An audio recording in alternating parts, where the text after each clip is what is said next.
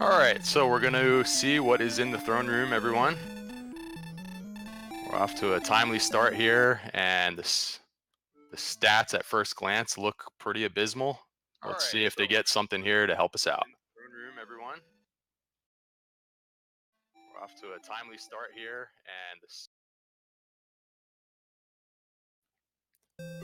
so we got a little bit of gold to start with, along with the Stones of Sunlight, one of the quest items that will be helpful for later.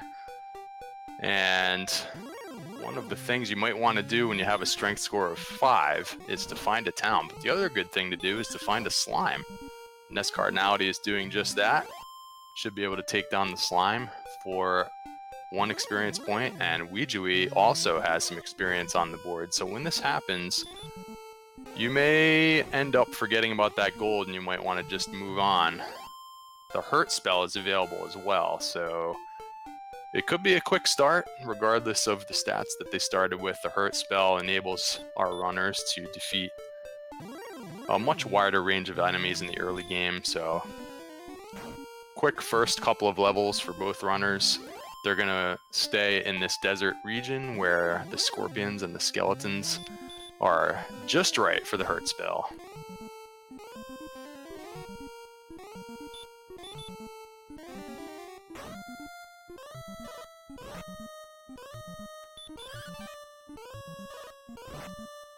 And so that's level 4 for Ouijawii. Another 6 power and 20 more hit points. That'll get him started pretty well, and he's looking like he wants to take a death in the swamp tile here so that he can refill his MP. Refresh the potential hurt spell usage. They gained another spell, not sure yet what that is, but NESCardinality has also reached level 4 with this scorpion kill as well. So a very fast start for our 2 runners, utilizing what they have from level 1 in order to get going. And the heal spell is learned at level 4, so they're almost already set to start exploring the map. They have a means of healing themselves, they have a means of damaging some enemies, and they gained a little bit more hit points with that last level up. We'll probably stick it out here for 1 or 2 more levels, since it's not very far for the next level anyways. Just get a couple more under your belt, see if you can get a bit more on the statistics, and then get it started. So a nice quick start for our 2 runners here.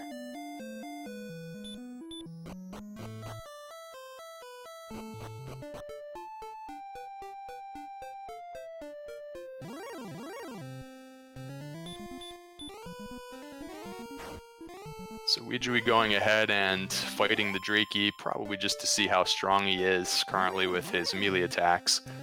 And but he'll be concentrating on these stronger enemies, such as the Scorpion, and I think I saw a Skeleton pop in there as well. And we have level 5 for Ouijawii, ahead by just a few seconds. And the stop spell is gained here, so it looks like he's going to continue on for level 6, which will be gained at 165 total experience points, just 3 or 4 more Scorpions away.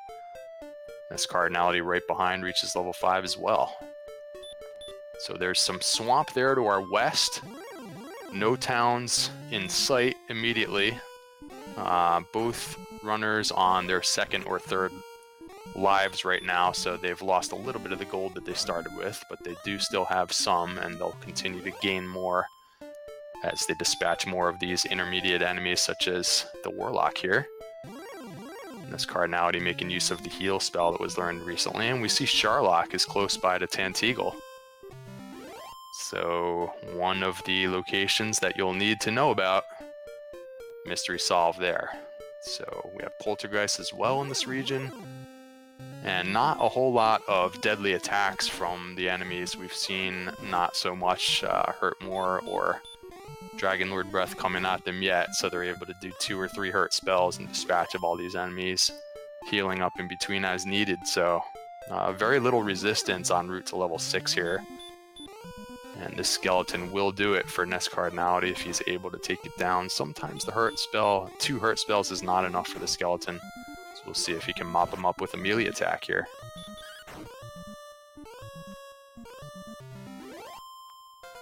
And they are only doing about 2 damage to a skeleton, but it was just enough for level 6. And unfortunately, Ouijawii runs out of resources just before reaching that level, so he'll have to lose half his gold again, hear another lecture from the king, and get started. And we see that level 6 is enough for NESCardinality to venture out just a little bit more. Let's see what's out into the next zones.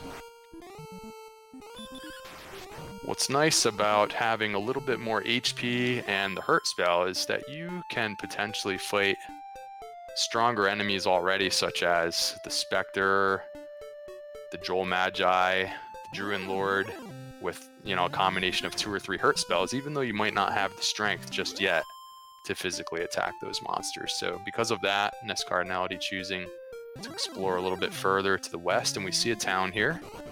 And a wolf is just about the perfect enemy. Unfortunately, it doesn't have any resources remaining. So he's just trying to run and see what this town is. He does have a little bit of gold to spend, and it's Garenham. Choosing to skip the herb shop for now because he's not sure what's available in the weapon shop yet. He'll take an inn first of all.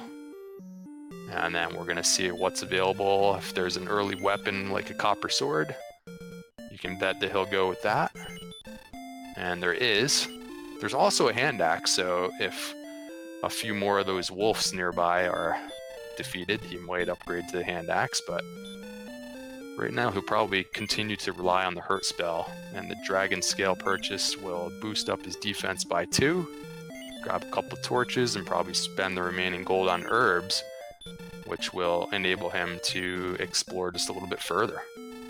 And Ouijawii seems to continue staying a little bit closer to home with level 6, finding that the nearby enemies are still just right for making progress. So he's going to go 1 more level here in the early zone with the skeletons and the poltergeists nearby. And the warlock is here as well, so... but as you can see, the Wolf Lord is on the menu with that hurt spell. It's doing a little bit of damage. 22 there is probably on the higher end. He's going to see if he can get a low roll, and he does. So if 3 hurt spells is enough, then he can get this Wolf Lord. It's a little borderline, but he does get him for 52 experience. So the experience battle is even right now. And that's NESCardinality with the early equipment. Wolf is a great enemy to run into as well, so some of the slightly higher experience point enemies are being encountered now by NESCardinality, while Ouijawii continues to stick around the skeleton and the scorpion and the warlock. So relatively low percentage chance of the wolf casting hurt more, so that'll put NESCardinality's exploration efforts to an end here. He may choose to go in a different direction, leaving the castle this time. And he does go to the east and north. Looks like it might not yield very much in this direction, but no, it does open up, and there's a cave to the northeast. It's a dark cave, he's bonking, and it looks to be the mountain cave now. So there are 5 chests available in here.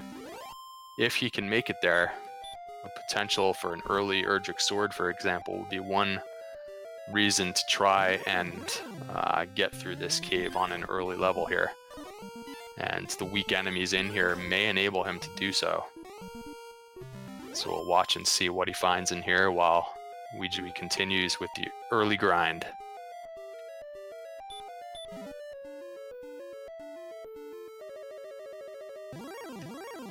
So Death Necklace is a nice early pickup. He will likely hold on to that and not use it until somewhat near the end game. It does enable you also to, you could sell that for quite a bit of gold if it turns out, for example, that there's no gold in the treasury and they have trouble gaining any gold throughout the seed. That's one option, but for now he's going to hold on to it using his heal spell nicely, and there are 2 more treasure chests available here. And there is some gold, along with a magic key. So NESCardinality now has access to the back door of Garenham that he saw previously, as well as the chests in Tantegel Castle. And the wizard might be sending him home there immediately. But no, the wizard has the hurt spell, so a brief reprieve. So NESCardinality will try and get these 2 remaining chests while he can. And that could enable him to set up a gold grind as well, since there was some pretty decent armor available in the town of Garrenham that he has seen. Garrenham now also being discovered by Ouijawii, and he has a similar amount of gold to spend, so he's going to go with the dragon scale. Fairy water in the last chest for NESCardinality. I missed the second to last chest, but he may be taking a death warp here so that he can immediately explore the treasury. Goldman here as well, and you might as well just take that opportunity to create a death warp. You can see that the melee attacks, even with the copper sword here, are not doing much damage, so their strength score is progressing quite slowly. You can see by our tracker here, only 18 strength at level 6 and only 19 at level 7 for Ouijawii. So that hurt spell is going to continue to become quite important. We're going to get a look at the treasury here. Oh, but he remembers he only has the 1 key. So you're better off using what gold you do have to buy a few more keys before you enter the treasury. So NESCardinality doing just that. 366 gold. That should be enough to buy, I think, 4 keys from this slightly more expensive shop. And he's going to check the basement here first as well. The gold grind is still available until he exits to the overworld, so he might just take a quick peek here. It's either Swamp North or the Grave. Looks like it might be Swamp North. And a metal slime on Ouijawii's screen. And so far, he's going to use the hurt tactic, which is 1 in 16 chance of one-shotting a metal slime with the hurt spell. Some players opting to do that instead of attempting to do 3 damage the old-fashioned way.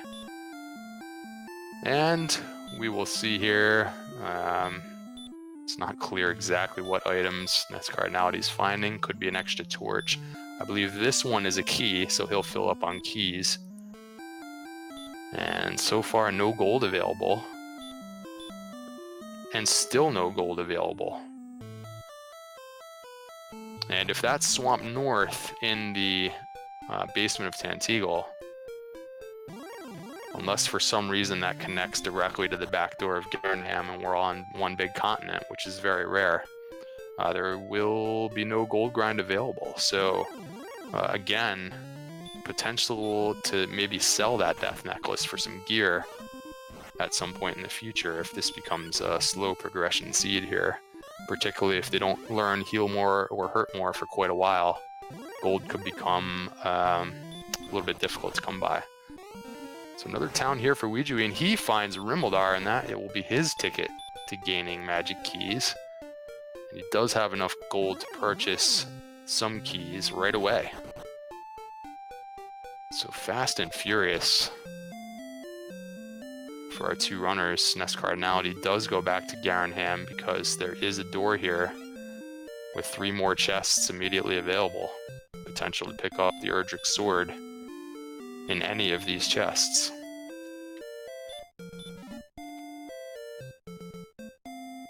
Instead he gets the dragon scale, and there is gold here. So there could be a potential to spend a couple of keys and re-enter for a mini ghetto gold grind if he wants to pick up. I believe there may have been a half plate available in the shop. But instead he's going to exit and continue with his exploration. Ouijawii encountering a green dragon with the hurt spell. And so far, they may not have a very good way of dealing with the battle of the stop spells. While Ouijawii fails on his, the green dragon blocks Ouijawii's spell. And it happens again on the next green dragon encounter, so kind of amusing. It's going to be difficult to actually defeat a green dragon. Right now, you could probably land about 5 or 6 hurt spells to take one down, but that would rely heavily on heavy magic usage from the green dragon, and instead of going for that tactic, Ouijawii going to run away and enter the grave. So there are 3 chests immediately available, and he does have some keys as well if he wants to continue to explore the lower levels of the grave, depending on what's in here and how he wants to progress through the seed. Hey, I'm Game Boy F9. I'm gonna become the second commentator for a little bit. We're still got some technical difficulties over with Franz, so hopefully he'll be able to join us. But in the meantime, I'll jump in for the time being. Welcome! We got a nice fast start here, Game Boy. Yeah, that big hurt spell was really helpful, and I mean, seeing those green dragons with hurt is really nice. So if you can pull off that stop spell, and it doesn't look like it's very frequent, but if you can pull it off, that's 135 points virtually free. Yeah, and interestingly, NESCardinality has fallen behind in the experience here while he went through the mountain cave and has continued finding various locations. Stones of Sunlight cave here yielding some gold, I believe, and it looks like he's going to go grab this gold chest a few more times because the gold is hard to come by. So this is an interesting play for NESCardinality, but while he's doing all these kinds of errands, he is falling a little bit behind with experience, but nothing too significant just yet. I don't think there was much to fight in the mountain cave, so while he was going through that, he just wasn't gaining much ground. Yeah, so I'm seeing Cardinality doing a lengthy gold grind here. He wants some powerful equipment, whatever is available. I mean, what do we have available so far? Yeah, he has seen the shop in Garenham, and the best weapon there was a hand axe, but I think there was some pretty good armor there. I don't remember if it was a full plate or a magic armor. Looks like he maybe ground some full plate money. And that looks to be Garenham he's going straight back to, so... nice tactic when gold is otherwise not really available. So let's see what he picks up here. And if he gets the hand axe first... Oh, I guess he already upgraded to the hand axe previously, which I missed. So now he has the full plate and the hand axe. And that will enable him to survive some more difficult encounters. So a nice pickup for NESCardinality. In comparison, we see the copper sword and the leather armor for Ouijawii, relying mostly on the hurt spell, and he is going to raid the treasury on his side here as well. What did we see at the treasury? There wasn't much helpful in the treasury, and no gold in the treasury was the most important thing. So. Fairy water, serve, magic key, and a torch. So not much in terms of gold. Hey, you able to hear me out there? Yeah, we can hear you out there, and that means I get to drop out. So everybody watching, please enjoy the awesomeness that is for Ron Burgundy.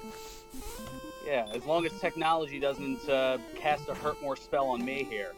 Up to NG, thank you for keeping the fort down here for the last 18 minutes and change, as I've been trying to figure out technological chaos, even though we're not in a chaos mode here of the tournament. Good to be with you. All right. Thank you for joining us here. As Card finding the Jerk Cave, also more accurately known as the Rainbow Drop Cave. That's where all of the key items, the Staff of Rain, the Stones of Sunlight, and Erdrick's Token will be traded in to acquire the Rainbow Drop, and it's not too far from Charlotte Castle.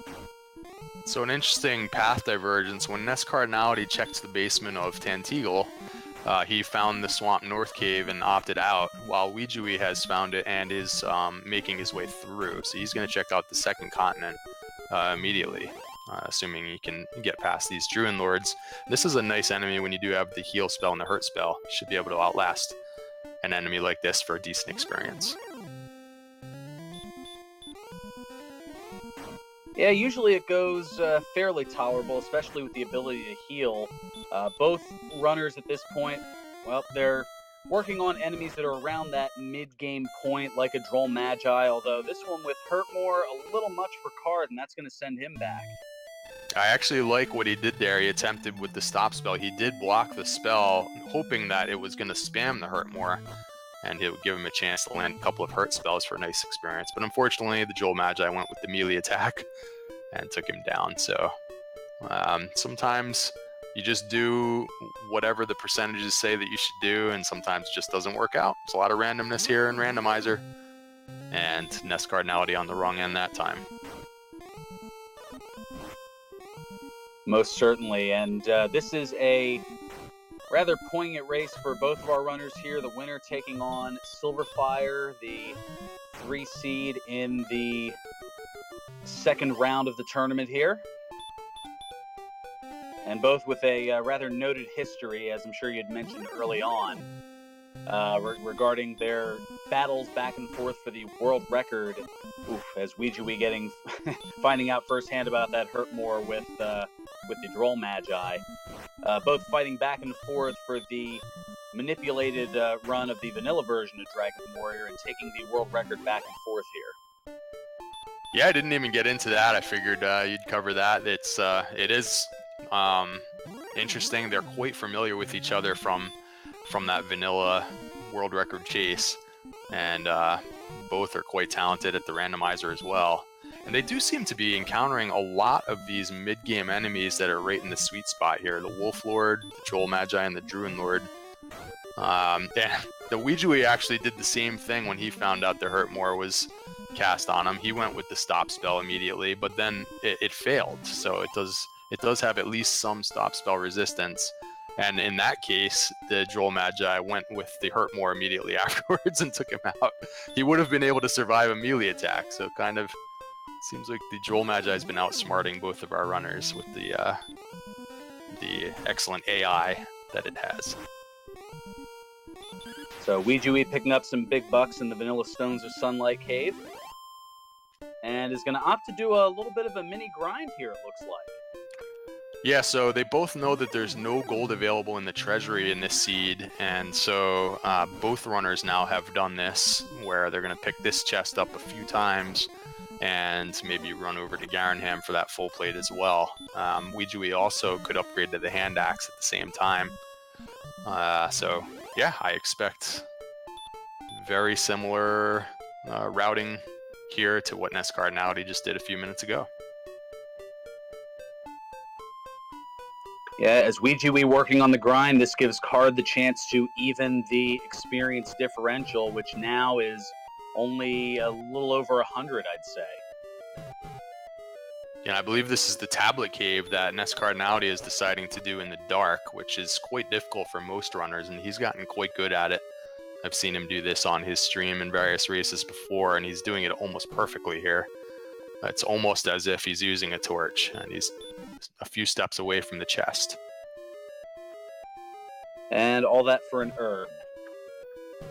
Oh, and unfortunately he doesn't have outside yet, so he actually has to go through this in the dark backwards. This is very courageous. If you get stuck in here, there's no way to die or in any other way. Well, he does have a torch as a backup plan, so that's good.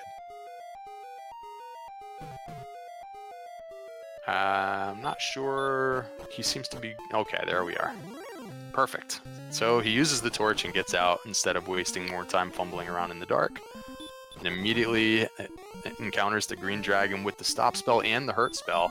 I'd like to see one of our runners go after this, but NESCardinality right now is out of magic, so I'm not sure if he has the melee to be able to deal with this just yet. And he does not. And a full plate pickup on Ouijawii's side, and now getting the chests that would be a dragon scale, some gold, and an herb. Yeah, and he has some gold on his person, and so I would be shocked if he did not also upgrade to the hand axe, which was also in that shop. But I missed it, so I'm not totally sure, but I would think that he would have. And he is moving on.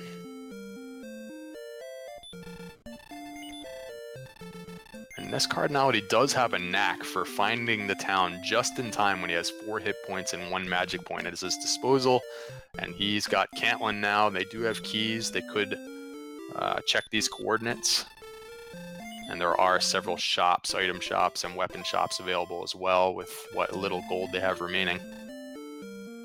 looks like a small shield pickup for NESCardinality. They're going to want to keep an eye out for the large shield because the silver shield is quite likely not going to be purchased since gold is a bit hard to come by in this seed, but he's making his way for the coordinates.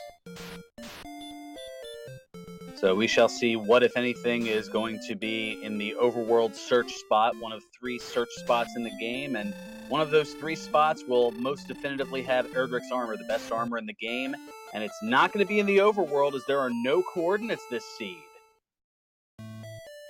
All right, and neither player has the token either, so it makes it a little bit more likely for the token to be in a chest in this seed, although it's not necessarily the case.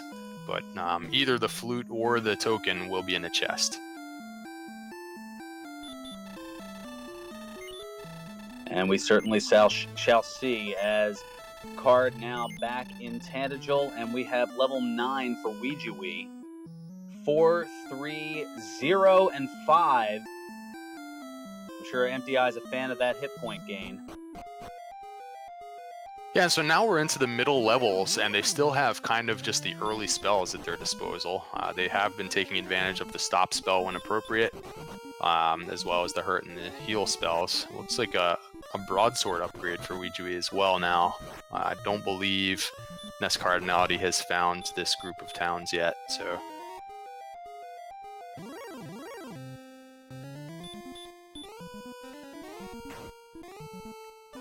And I don't recall them opening the chest here in Rimuldar either, so we'll see if Ouijawii has enough keys to make that happen. He may have done this previously, although I don't remember if he had enough keys at the time when they first encountered this. Nope, it looks like he's going there now. And this chest has the silver harp, one of the key items in the game. Ooh, I always think that it's interesting when one of the quest items is in that chest. It's one of the chests that's most easily overlooked, and a lot of times you clear the dungeons and you're just trying to figure out where is this quest item. And there is one chest there in Rimuldar. So that's 2 out of the 3 now for Ouijawii. Just that tricky token remains, which could be in a chest or it could be in a search spot. So a lot of exploration remaining to find that last one. And to answer a question in chat, yes, the cave to trade in the silver heart for the Staff of Rain was in the back of the town of Garenham.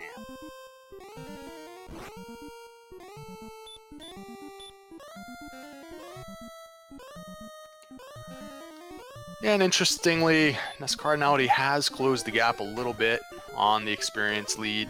It was 300 or 400 for a little while there. Seems like he's finding a pretty good amount of these Droll Magi and other middle game enemies.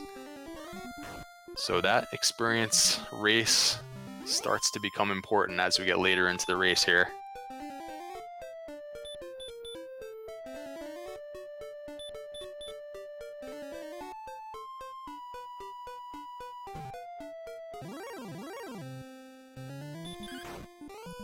We've not yet seen either of the spike tiles that would be traditional locations for end game grinding, so we're not there yet, but right now the experience lead is pretty close.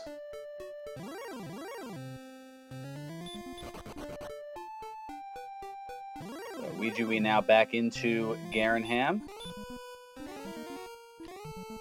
Yeah, I believe the staff cave was back here, right? So while he's in the area, he's going to trade in that harp that he just found in Rimuldar. And so now, when he does acquire the token, he'll be ready to get the drop. Yeah, pretty simple thing to do, not having to think about it. And it was only a little less than 2.5 minutes ago that the silver harp was picked up. So better to not have to think about it. Now it's just, all right, where's the token? Yeah, and you want to do a lot of these tasks kind of while you're on the way. So if you were kind of exploring in this direction and you're passing by these towns, you kind of want to just get that thing out of the way. You want to... These runners are both very good at sort of thinking a couple of moves ahead so that they're not backtracking and retraversing areas later on for tasks that could have been done in a more efficient manner. So that out of the way, Ouijawii restocks on some items, and we'll take an inn here and continue on for the rest of the map.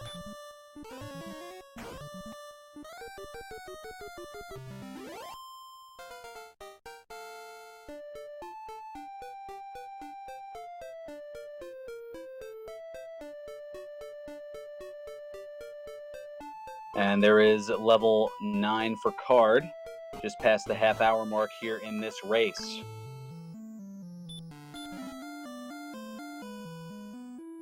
And I also, it looks like we have the flute marked for Ouijawii. Did you see where he picked that up by any chance? I did not, but according to chat, apparently it was in Garen's grave. Okay, so if that was found in the chest, then the token can still be on a search spot, because neither Hawksness nor Cole has been found by either runner. And the flute being on the chest would satisfy what we saw of there being no coordinates to be found in Caitlin.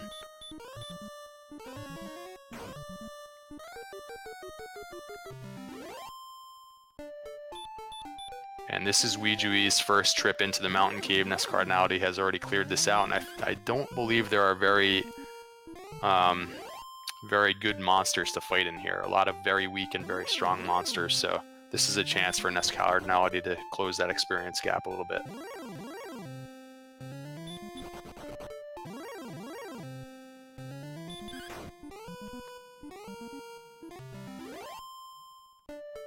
And to answer a question that was brought up in chat is how was the seeding determined as far as the racings here? It was done by record after 5 rounds of Swiss-style competition. Both of our runners here, NESCardinality and Ouijawii, are 3 and 2. There was strength of schedule and a few head-to-head and a few other tiebreakers that determined the seeding. Those who had a 4-1 record or better got buys into the second round. There were 9 individuals who did that. So the remaining 7 matches, this is the third of those 7, will round out the last 16 competitors. So NESCardinality now deciding to go through this swamp to the north of Charlock. It's got plenty of resources now, but unfortunately not enough hit points to withstand the Hurtmore. And he'll be sent home on that. Meanwhile, Ouijawii has gotten all of the chests in the mountain cave. And these types of enemies, like the Magidrake, are about the best things that you can fight in here. So that's why, that's one of the reasons why NESCardinality had fallen behind with experience while he was in here. And now it looks like the experience battle is just about evened out while Ouijawii is walking his way out of here. Neither runner having the outside spell yet. And at this point, no spells gained since the return spell at level 6. So a little starved for spells, although our runners are guaranteed to learn all 10 spells in the game by level 16. So I'd love to see Ouijawii go after this green dragon. He landed the stop spell. It seems to spam the hurt spell and the stop spell. Once in a while it attacks, but you can heal in between anytime it attacks. And you can land about 5 or 6 hurt spells to take this green dragon down. And it's a longer fight, but it's a very... it's a large amount of experience at this stage of the game. So, and he is doing just that.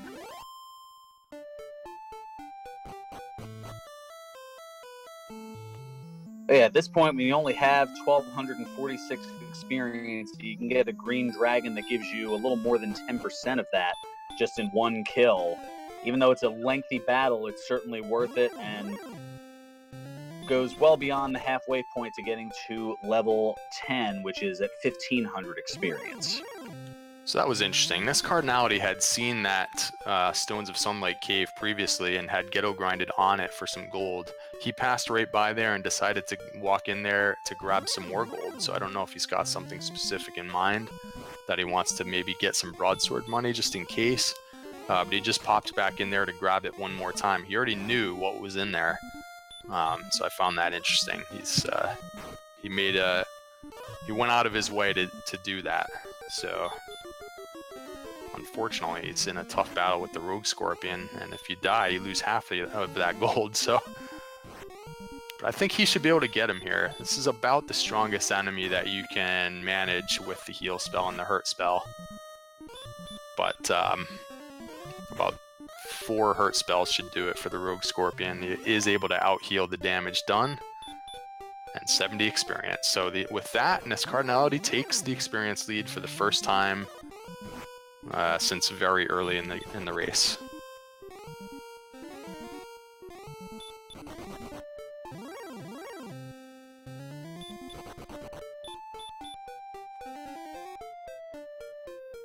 So Ouijawii now trying to work on an Axe Knight.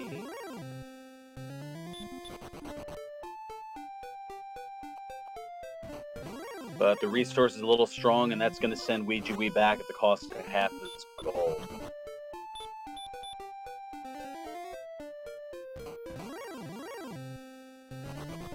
Yeah, you can see that one of the challenges of this particular seed is they have 25 strength, and they're at level 9.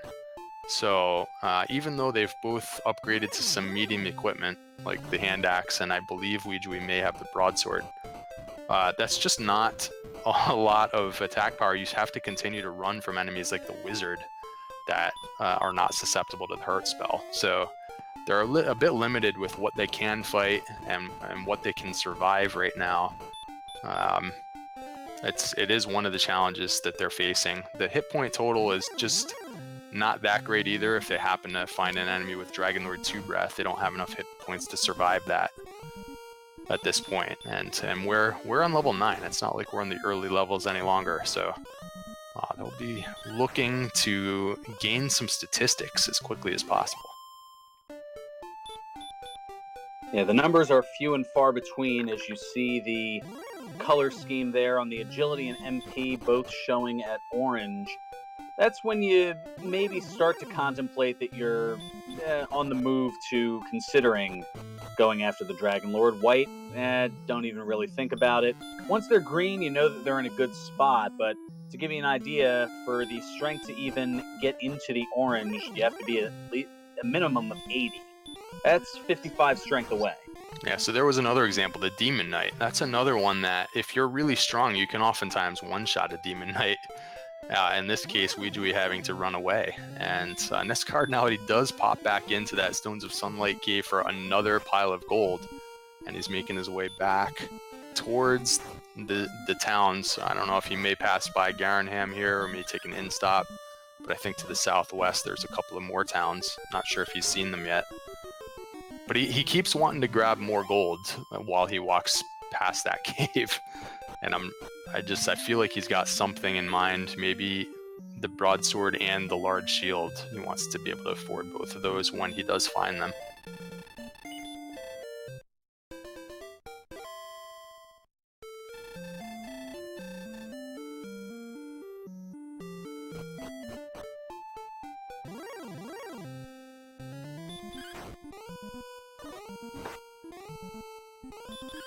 Ouijawii working on some exploration at the moment, and it's his good friend, the Green Dragon.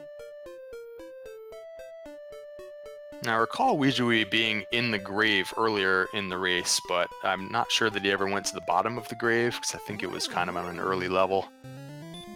NESCardinality, I don't believe, has been in the grave yet. I might be wrong about that, but it's, they're still looking around for that token. Or a couple of search spot locations that are still eluding them as well. So both runners furiously trying to map their way around and across this map to try and find the remaining locations so that they can put all those items together.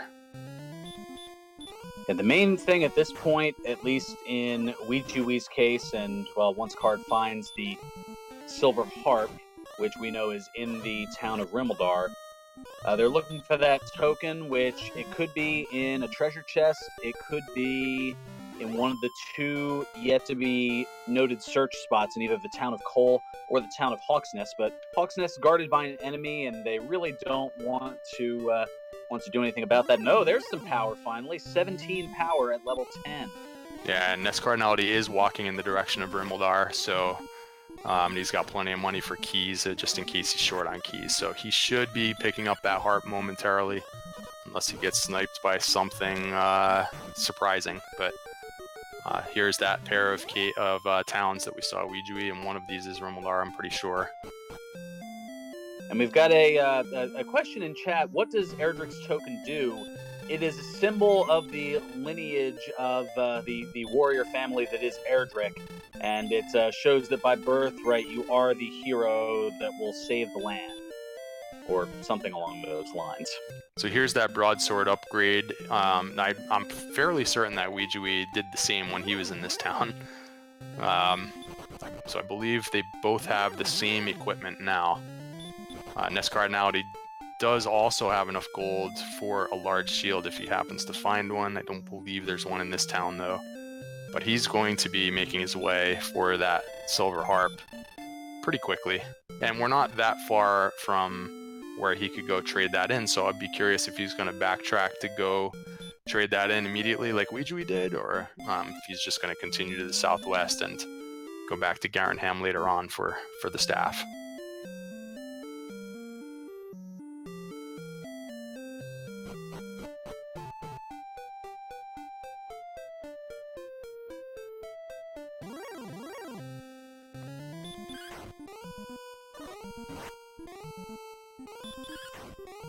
Had to pause from some questions in chat, or discussion, I suppose, as far as how finding a coin on the ground proves your lineage. Thank you for that, Tilo. It's very similar to the Lady of the Lake and Excalibur with King Arthur, and, well, go watch Grail, you'll know what I'm talking about if you don't already. Ouijawii running out of resources and just trying to get through this portion of the map here. While NESCardinality was running around in those two towns, Ouijawii retook the experience lead. NESCardinality was the first to reach level 10, but now Ouijawii is about halfway through level 10. So this is a very close race, all things considered, especially now that NESCardinality has found the harp. So they are basically evened up on quest items and equipment and experience, and pretty even on general exploration. But we have another town here.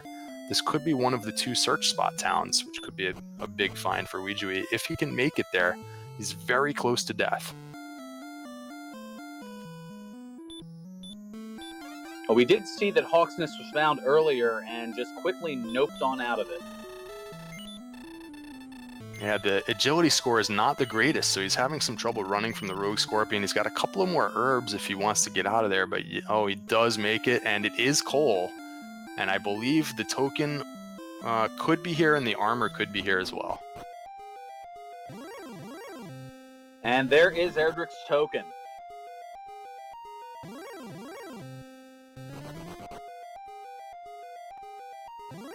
All right, that is a nice pickup for Ouijawii, and I believe he has seen the Rainbow Drop Cave, so he has all the items necessary to create the Rainbow Drop if for some reason he wanted to make his way into Charlotte Castle. Some players in a seed like this prefer to dive and see if they can find the sword in there to enable the late game grind. They're not going to be able to afford a flame sword anytime soon, so that might be a possibility for him. So well, there's Rainbow one Drop that is needed as well, and that would be Erdrick's armor. Yeah, you're definitely not going to want to beat the game without Erdrick's armor, but in theory you could try and dive for the sword without it. You'll take quite a bit of damage on those damage tiles, but you know, we're not there yet, but it's one of the possibilities. We're running out of chests where Erdrick's sword could be. So it's looking more and more likely that it will be in Charlock at this point. And Ouijawii's found a little bit of a grind spot with Rogue Scorpions and Wyvern appearing in these hills. He might be taking a pause here to see if he can at least see if the next level has heal more or hurt more.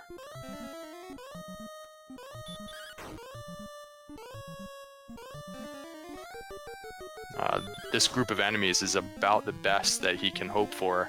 Unfortunately, the Armored Knight is not what he's looking for, but because of this, he'll probably move on from this grind spot, or he'll be sent home.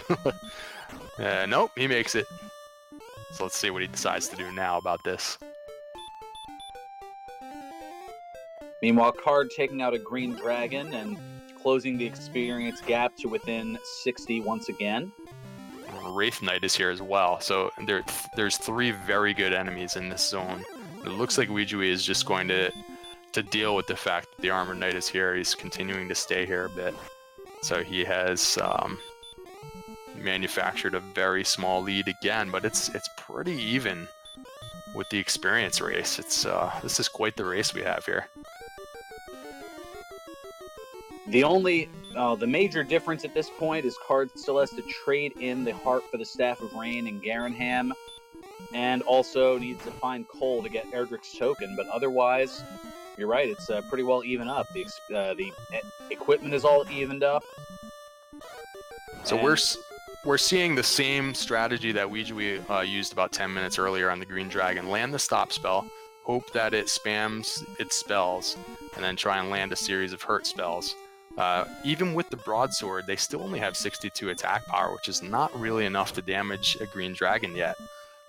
Again, that's one of the big challenges these guys are facing, is that they just can't damage the strongest enemies. They're having to come up with alternate tactics to try and eke out this experience to get to the next levels. And the green dragon goes down.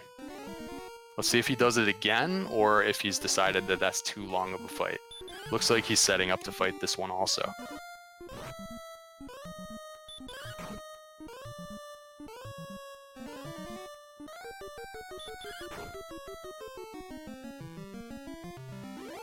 Well, the excellent move will help a lot, and they are able to do about 10 to 12 damage here, so it's not as terrible of a melee attack as I thought. So that's a case where the broadsword upgrade was really advantageous. If he was still on the axe, the hand axe, he probably would not be damaging this green dragon hardly at all.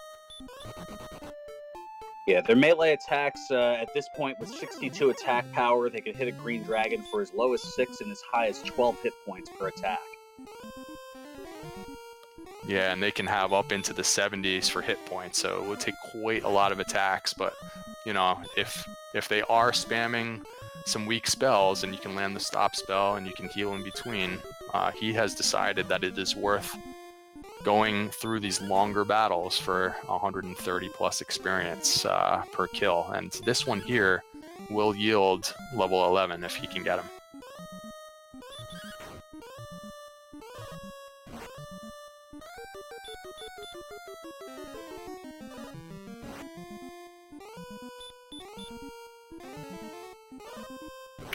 So Ouijawii popped back into Cole after doing some grinding out in those hills near the town, and he's made his way all the way down to this item shop to restock.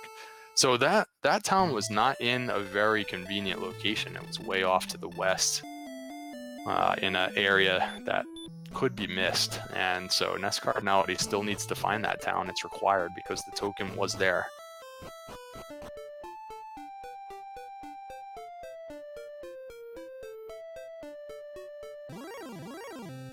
And we know now that the armor is going to be in the town of Hawksnest, which I don't believe they have found yet at all.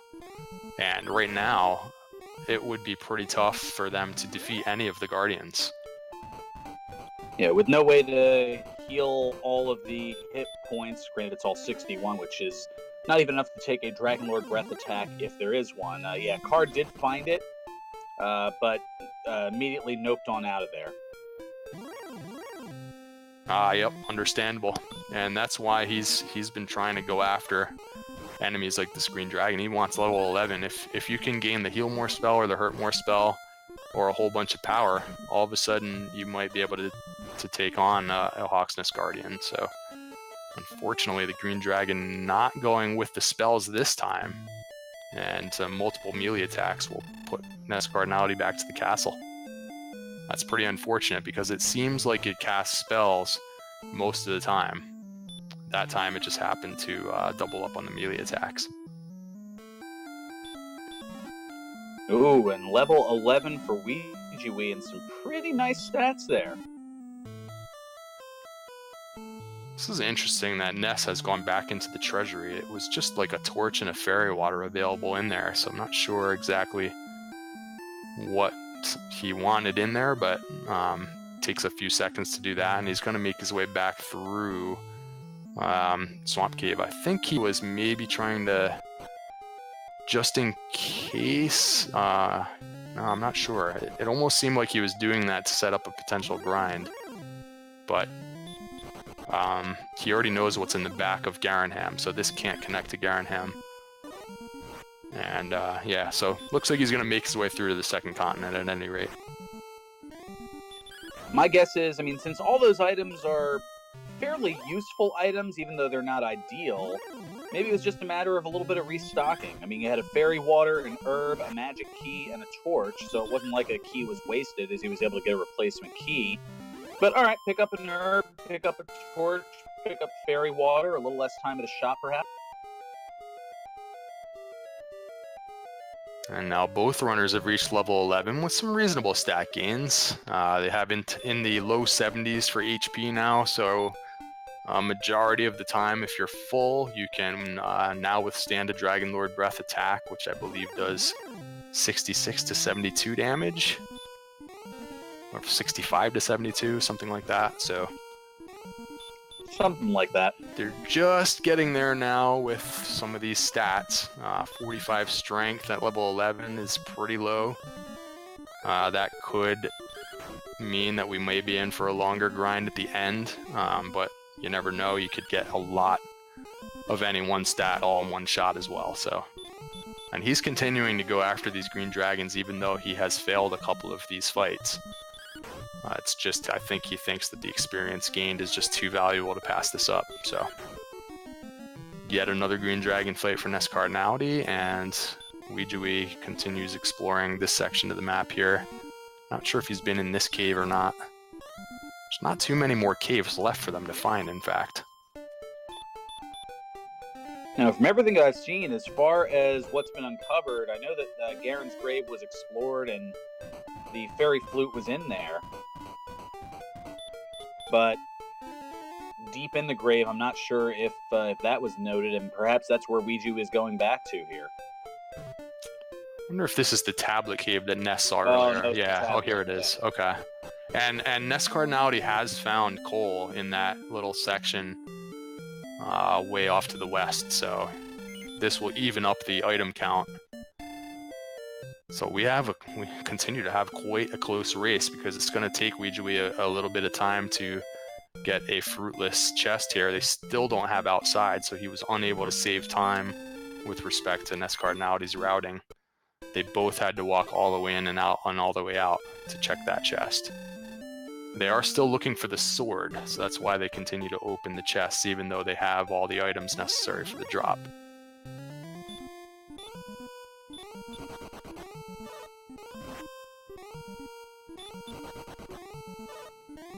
Ah, and there is the Armored Knight, known as, well, as Card can certainly see, known in the community as the AK-47 because it hits as hard as one. Yeah, NESCardinality has been taking a few more deaths in this seed than I usually see from him. It's getting the worst end of just failing to run at the wrong times, and like that green dragon that he was counting on spamming spells, all of a sudden it was using melee attacks. Things like that. He's been back this way a few times now.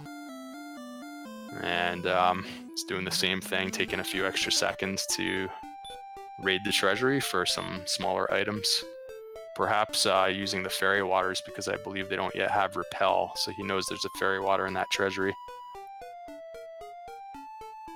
And Ouijawii getting the news about the coordinates now as well, so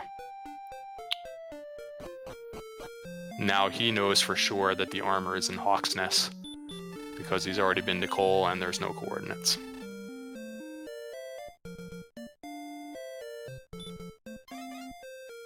And I'm still not sure that they can take on any of the Hawksness Guardians. I think we saw Ouijawii fighting an Axe Knight earlier and losing to the Axe Knight.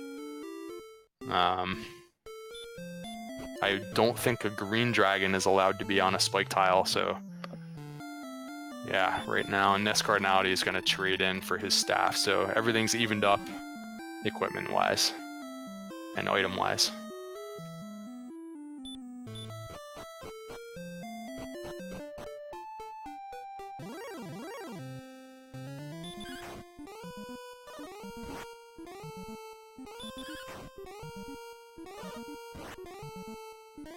Metal Slime on Ouijawii's side. And earlier in the seed, we saw Ouijawii going with the hurt strategy against Metal Slimes. So another one gets away. But he has continued to maintain the thinnest of experience leads while looking for that last town. Is this Hawksness here? I don't recall this town. Well, even if it is, Ouijawii's still a little hurting on resources. No, this is Cantley. It was here to obtain the coordinates and is now going to do a little bit of shopping at the proverbial mall. Perhaps looking for a large shield. Yeah, that's the only thing left that they can really buy very easily. So there are 3 shops here. He's gonna check them all. Not sure how he's doing on keys, but he spends a key to check that 3rd shop. And this is something he could have done earlier while he was checking those coordinates. So a little bit of a routing doubling back for this, and it turned out to not be. There was no large shield there, so see if that comes back to hurt him. Taking a few extra seconds to double back to Cantlin. Another Metal Slime, and he's going to continue the hurt strategies. It is 1 in 16 chance of one-shotting with a hurt spell, so. And now he's going to go with regular attack, so not sure. And he gets. As usual, he gets 2 damage and then it runs. And it looks like he's hunting for these Metal Slimes now. I'm not so sure that I like that plan either. There are also Wolf Lords available, so. Perhaps he figures there's not much left for him to do, because Hawksness right now is kind of a no-go, and it's sort of the only thing left for him to do before entering Sharlock. Again, he could go into Sharlock and look for the sword, but it's a little bit more difficult to do that without the armor. So it seems like the play at this point for Ouijawii is to find, well, really for both of our runners, because they have everything that they need now that Card traded in for the staff. So it's really just trying to find a very efficient grind spot, which is definitely easier said than done. Yeah, when you're in that part of the race where you can't really grind on a spike tile because you're not strong enough. Yeah, finding one of these little desert regions that has the right mix of monsters is kind of the name of the game. That's kind of tricky. Right now there are specters and wolf lords and metal slimes here, but there are also slimes that are not worth anything. And metal slimes, you don't actually beat them very often, so yeah, it's hard to say. It's a little tricky to find just the right spot. And again, he doesn't seem like he has anything left that he can really do productively, so it's either this grind spot or go somewhere else and find another grind spot. So we'll see if this next level, he's getting close to level 12. See if he gets one of the key spells that'll help him defeat a spike tile enemy.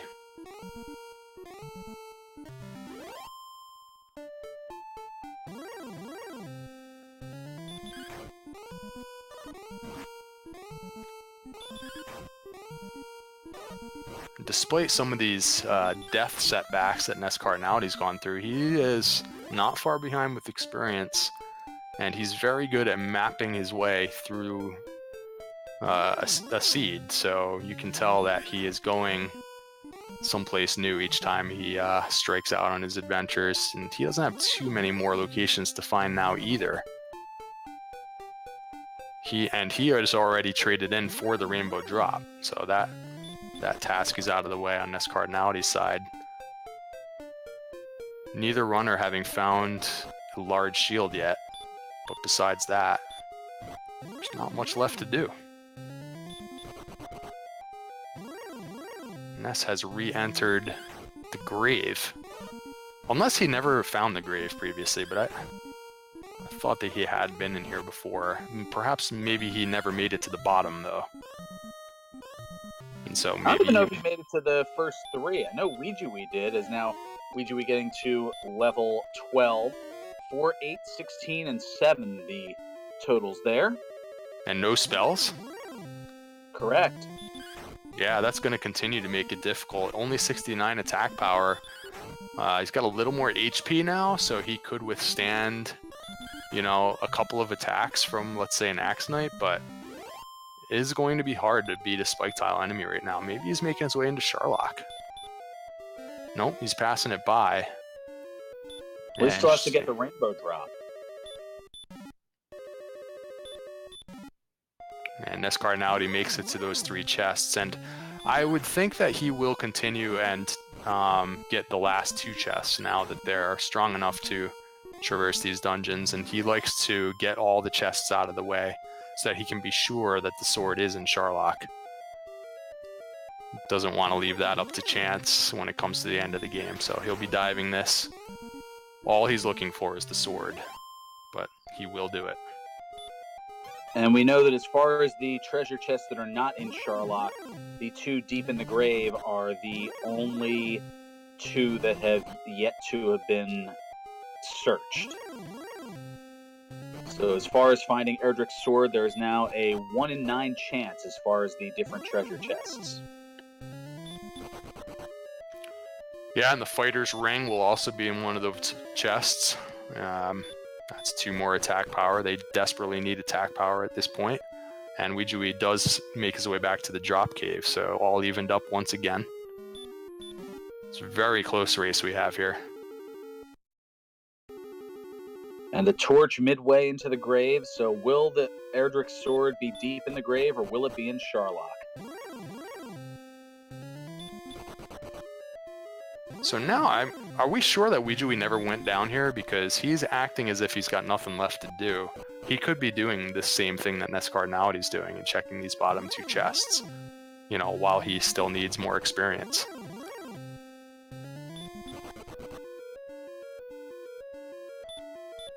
But yeah, I don't remember him coming down here either, so let's see what's in this last chest. We're getting close now for Ness.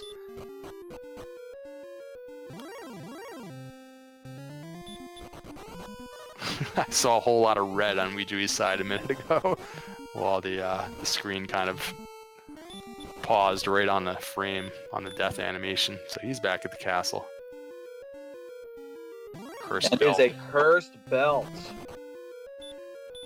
All right, so we have sword and fighter's ring in Sharlock. One of the 7 chests remaining. And as our restreamer Game Boy F9 points out so eloquently, it's time to play our favorite game here in Dragon Warrior Randomizer, the 25,000 gold Erdrick Sword Pyramid. And also, amongst the many stats that are kind of lacking in this seed, the agility stat is really not that great either. And I'm not sure if they've searched all of the shops yet, but if they have to finish the game with the small shield, that is pretty significant. Yeah, having that lower defense certainly will not help matters.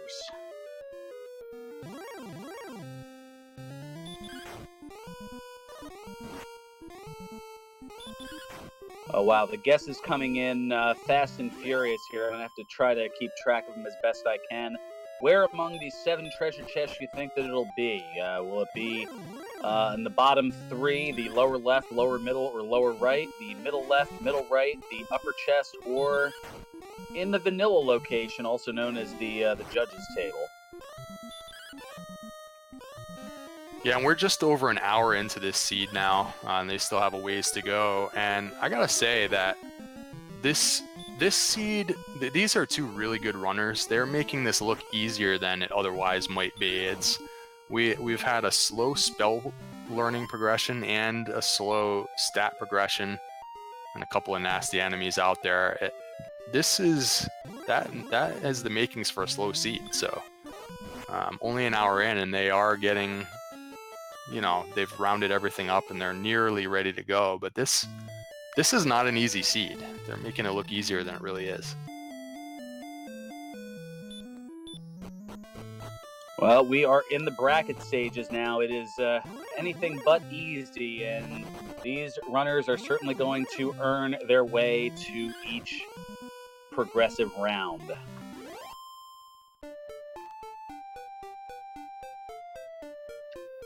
Both runners still in the early stages of level 12, and so they have another 1,000 experience to go approximately before another level and another chance at learning hurt more or heal more, or some sort of statistics that might enable them to beat a spike tile monster. They know the armor is sitting there at Hawksness, and they both know where it is, I believe.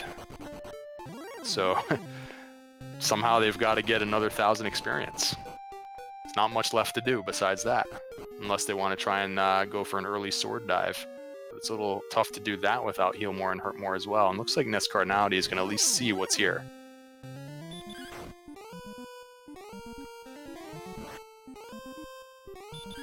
And just before the spike tile that is guarding Erdrick's armor, we have a wizard.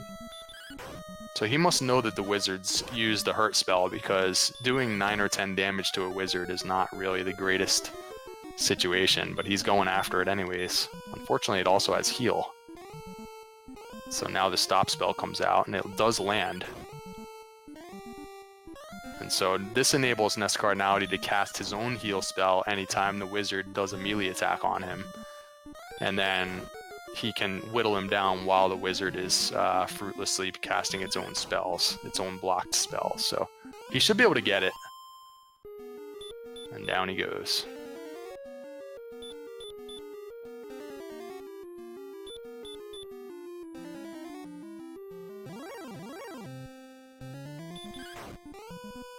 And it's an Axe Knight. Yeah, there is a chance that they could get this Axe Knight, especially if they happen to get an excellent move, but it's doing a lot of damage. Just the lack of a silver shield here, the lack of any decent agility stats. This is a tall order to get this Axe Knight right now, and he is unable to. So I think one of the attacks was dodged, making it a little bit worse for him, but they're an underdog to beat that Axe Knight right now with the current equipment and statistics on spells that they have. They just need another level here. Yeah, with 63 defense, the Axe Knight's going to hit for anywhere between 15 and 31 hit points per strike. However, I wonder if he's going to go in there and just fight those wizards that are in there. They were pretty productive. It looks like he has settled on a specific desert region here. I saw a little back and forth motion. I think he's going to stay here with the Wraith Knight. And we'll see what else is in this zone. It's something that he must have made note of earlier in the race. And he's come back here for a mid-game grind, overworld grind here.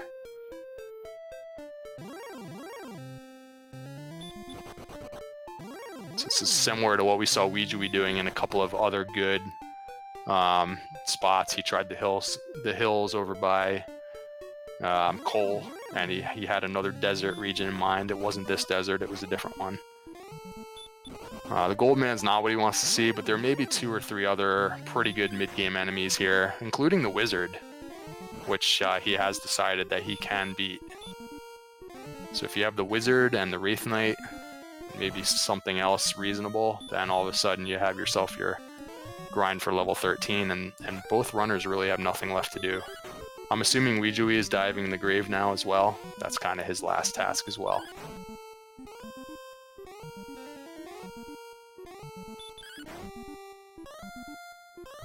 Quite possibly.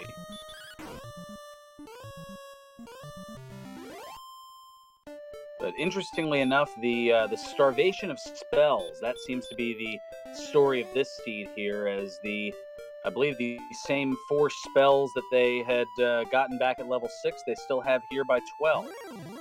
Yeah, and sometimes that ends up not mattering so much if you have like an early Erdrick sword and you have a whole bunch of power, but they don't have that either. They have 69 attack power on level 12. That is kind of abysmal. It's like you just can't damage any of the end game enemies. You have to find things that are like worse than a werewolf to fight right now. So that's what NESCardinality is doing. He's found like that next tier the Wraith Knight and some other enemies that are like non-Charlock enemies. That's about the best you can hope for.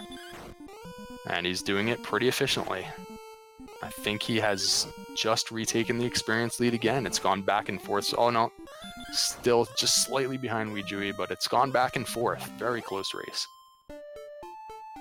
Yep, 3570 to 3760. Yeah, now in the 3600. So it's only about an Axe Knight difference between the two of them, and now even less than that.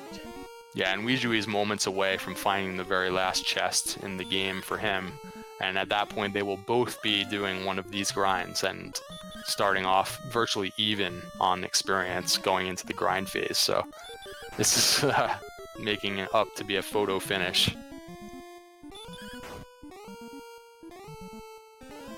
Oh my goodness, unfortunately they still don't have outside, so Ouijawii is walking all the way out of the grave unless he happens to find something that will kill him. That is kind of brutal.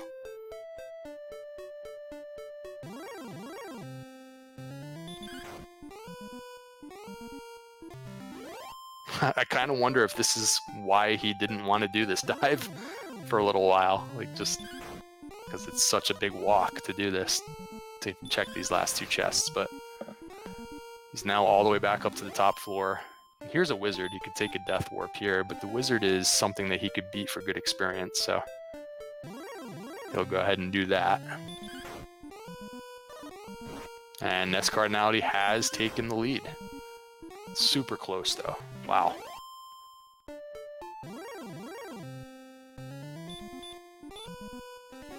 Now it's 100 the other way, but it's right back. Oh, this lead back and forth in terms of experience. So I'm not sure what exactly prompted NESCardinality to switch his position here, but now he's in some hills, and this zone has Troll Magi and Wolf Lord, and not sure what else is here, but he, for whatever reason, wasn't happy with that desert that he was trying for a few minutes, and now he's found another group of medium-sized enemies, landing the stop spell pretty effectively to block the Hurt More from the Troll Magi. So you have to use a lot of battle tactics, like you have to use that stop spell, you have to use the hurt spell sometimes if you just don't have anything else to work with, and we see both of these runners have done that throughout the race.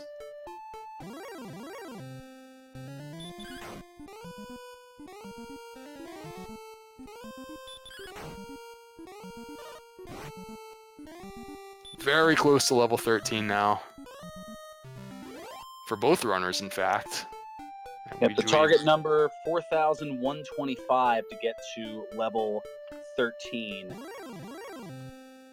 And these green dragon battles are kind of long, but they do seem to be worthwhile based on what else they can kill. So Ouijawii will attempt this green dragon, and as long as it keeps casting weak spells, he will eventually get it.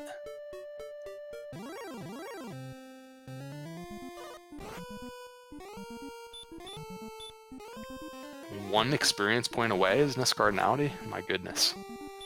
Any enemy will do. As Maxwell Smart said in Get Smart, missed it by that much.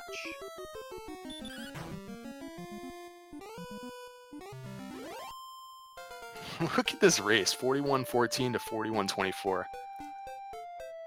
And here we go. What do we got?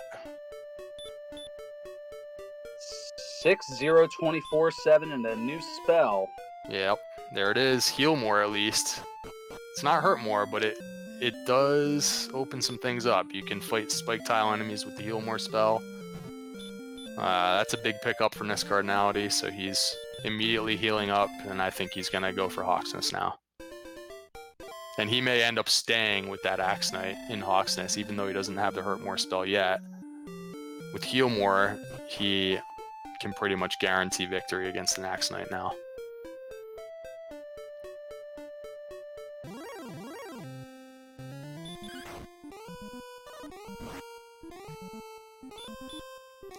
And Ouijawii is also on this level, so I would think that he should be doing the same thing now, going directly to Hawksness. Not sure if he's making his way there or not. Well, we'll just have to wait and see.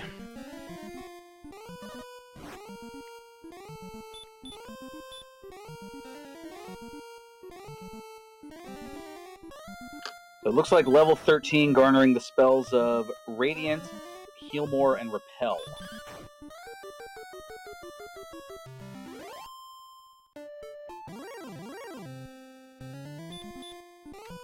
And one of the suggestions in chat is potentially you could use the Death Necklace early to enable you to chop down Axe Knights a bit faster, assuming maybe you're not going to get hurt more for another few levels.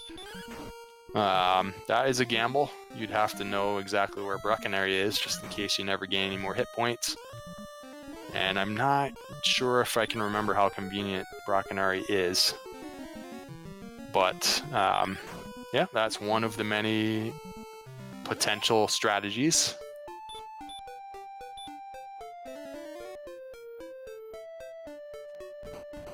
Well, at this point, with the 75 attack power, you're hitting an Axe Knight for anywhere between 8 and 17.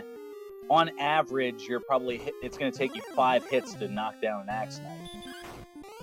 So I'm not sure exactly where Ouijawii was, but it's taking him longer to walk to Hawksness, and that could end up being the difference in the race, quite honestly. So NESCardinality has gotten to Hawksness just that much faster than Ouijawii, and the grind is on.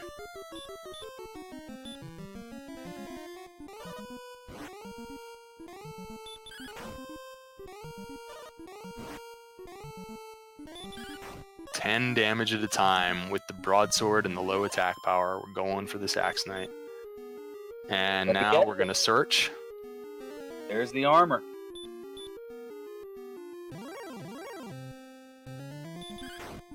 So in terms of fighting Axe Knights, the armor actually doesn't really help you very much over the full plate. It's just 4 more defense power. And I don't think the Axe Knight necessarily casts Stop Spell or anything. It's just another 4 defense power. It's just that you have to get that item to finish the game, and the Axe Knight happens to be the best grind. But so that's out of the way. He's got the armor, and as predicted, he's going to continue to grind these Axe Knights, even though he's only doing about 10 damage per turn. So it's going to take 6 or 7 attacks, unless you get an excellent move like he did just there. So while Ouijawii continues to walk around in the overworld, NESCardinality is slowly building the smallest of experience leads. Ouijawii needs to get to Hawksness immediately, and unfortunately it takes a death, so he's going to have to go all the way from the castle.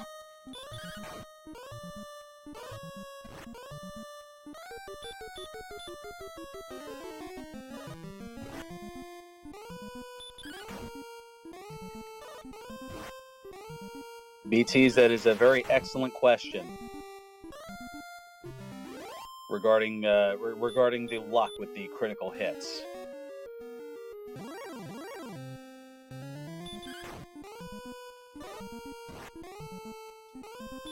Yeah, and right now there's nothing really left for the runners to do. They both just have the same exact things to do. So this small experience lead is now very significant, because there's not going to be an easy way for Ouijawii to ever overtake NESCardinality in the race. It's just this small lead is just going to be very difficult to overcome, unless you have one of those situations. It's a borderline level where somebody goes, somebody doesn't go. You have a failed dive. You have Sharlock with a lot of red dragons or whatever else, but barring any of that, NESCardinality just making it to Hawksness a little bit faster is the difference in the race right now. And here's Ouijawii trying to play catch up. The race is on.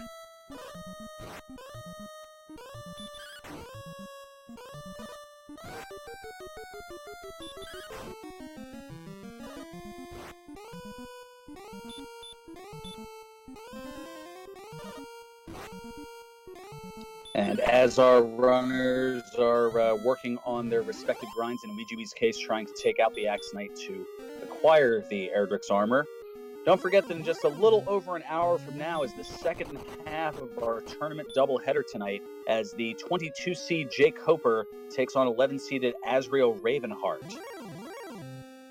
NESCardinality doing some heel walking to try and finish off one more Axe Knight with no magic at his disposal. Looks like he does not choose to walk back to an inn in between. He's going to take the Death Warp in between and just walk back here from Tantegel each time. Sometimes you can squeeze 1 or 2 extra victories in when you take that strategy, just depending on how long the walk is from the respective locations. Let's see if we can get this one. He does manage to squeeze that one in without a heal more at his disposal. And now he's going to take a quick death warp instead of trying to walk back to an inn.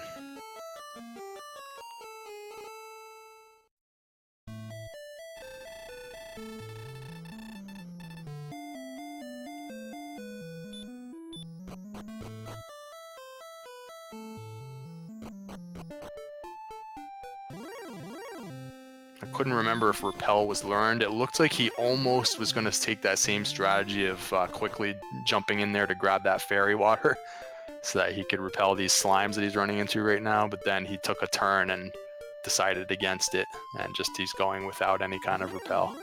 Just trying to stick to the grasslands to reduce encounters, making his way to Hawksnest as quickly as possible. Yes, the spell of Repel was learned at level 13, so they do have it in their disposal. Ah, okay. I'm very surprised that he did not use it then, if that's the case. And... I guess we want to preserve the...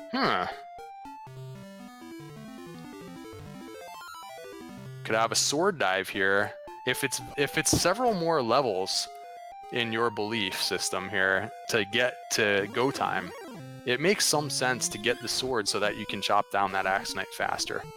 Especially if it turns out that Hurt More is not going to be learned at level 14. That could be advantageous. If he does learn Hurt More, he may abort this and just go straight back to the Axe Knight. He's very close to 14 now. So when he does get 14, if he learns Hurt More or not, that could determine what he does here. Interesting play by NESCardinality. It looked like he took a U-turn and decided, you know what, let's do this. And down he goes for the sword.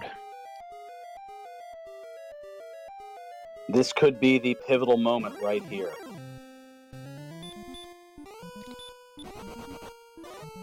Yeah, Sharlock has a lot of reasonably high experience enemies to fight, but really nothing beats a spike tile Axe Knight. So I would expect Ouijawii during these couple of minutes to regain the experience lead while NESCardinality does this. He is banking on the fact that later on he'll be able to beat the Axe Knight just that much faster with the Erdrick Sword, as opposed to continuing to swing at it with the broadsword for potentially three more levels before learning Hurt More. So we'll see if this pays off for NESCardinality. We have a divergence here.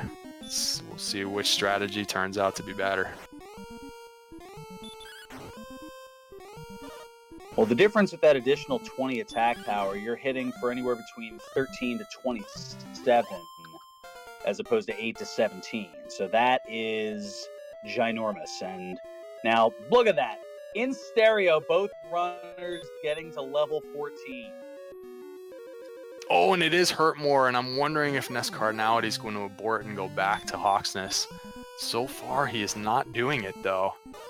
I thought that might trigger him to go Hurt More some Axe Knights, because now you don't really need the Erdrick Sword to do this grind.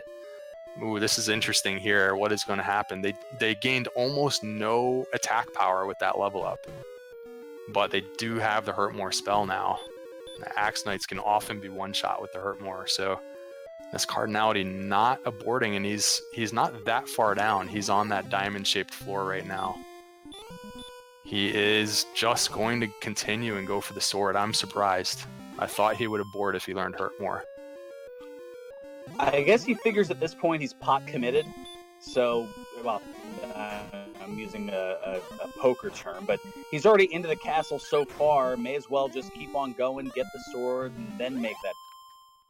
Yeah, and so far it's not hurting him that much. He's running into just the right enemies, but there are some enemies, like he can't really do that well against a lot of enemies in terms of fighting yet, because they have very low attack power. He's not going to be able to fight his way through a red dragon. He's not going to be able to fight his way really very well through armored knights. Although now he has Hurt More if he wants to burn some MP on the way, but it's interesting. So far he has not lost any ground on the grind, so Well, the other thing up to NG is that in order to get back out, he would have to walk essentially backwards, as they still do not have the outside spell yet. Oh, and this is... Oh, okay, I got you. So he would have either had to take an intentional death warp. And now Ouijawii is going to check the other spike tile, which is also an Axe Knight, but I'm not sure why he did that when he knew the Axe Knight was in Hawksnest. I guess just hoping for another Axe Knight, and he got it. Because this location is quite a bit closer, I believe, than going all the way to Hawksnest. So he got his wish, and he got another Axe Knight here. So that's an interesting play. And NESCardinality getting relatively low on MP, but I think he's managing these resources pretty well. He's just a floor or two away from the bottom where the treasury lies. He really wants to get there for that sword on this dive.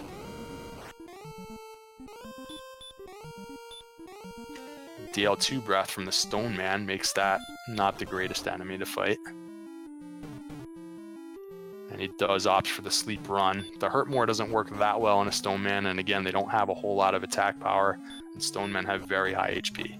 So if he were to run into a lot of red dragons and Stone Men, then this probably would not have worked out well for him, because he just isn't able to fight all those things. But with learning Hurtmore, he did happen to run into a lot of Axe Knights and Green Dragons, which he was able to use Hurtmore on. So he has not really lost any ground in the experience battle. So it's interesting how that played out, and here we go. So let's see which we have. We've got the torch in the bottom right.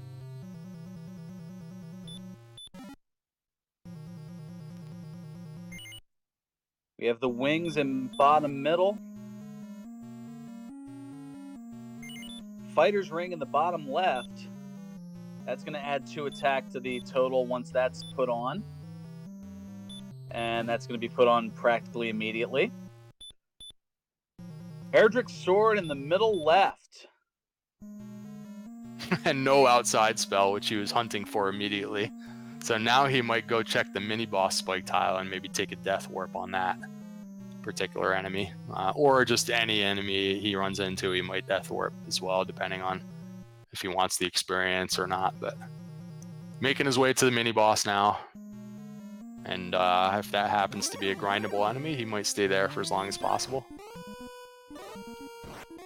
So, props to Game Boy F9 as well as Delta Angel Fire and Slitlip for getting the correct get. Yeah, lots of participation in this one, and it is greatly appreciated here among the Randomania networks. And notice that NESCardinality sometimes swings with the sword before using the Hurtmore and the Axe Knight, since you don't always one-shot the Axe Knight. That allows you to maybe land a critical hit and save yourself a Hurtmore. And he does get the information it is a red dragon, which doesn't seem to have any abilities, but it is still kind of a nuisance to have to take down on the mini-boss tile. And he is not even going to take the 255, he's going to take the Death Warp instead of healing up. Oh, no, changes his mind, heals up. And just like that, the experience lead has jumped up to about 1,000. Yeah, that's what I was afraid of with this decision, but we'll have to see if having the sword early helps in any way. I'm not so sure, because the Axe Knight can be grinded now with the Hurtmore spell. But he does defeat one red dragon and takes the Death Warp on the second one. That red dragon was damaging him for in the 40s, just highlighting the fact that they both still just have a small shield to go with a below average agility score. So kind of gross. They could take all sorts of damage from the Dragon Lord right now if they were to go on these current statistics. But I think they are done looking for a large shield at this point. They're just going to go with it, which is sort of stressful. Yeah, at this point, with just the 70 and 71 defense, that red dragon hitting for anywhere between 21 and 42 hit points per attack. And if they go with that to Dragon Lord 2, you're looking at anywhere between 26 and 52 damage. Yeah, NESCardinality is going to take that longer walk to Hawksnest as well in between refills. Ouijawii, having found the same enemy in the swamp cave, is going to be his choice. So all of a sudden now I feel like we do have an advantage for Ouijawii based on that decision of NESCardinality to go for the sword dive. And now it's NESCardinality playing catch up, about 1,000 experience behind.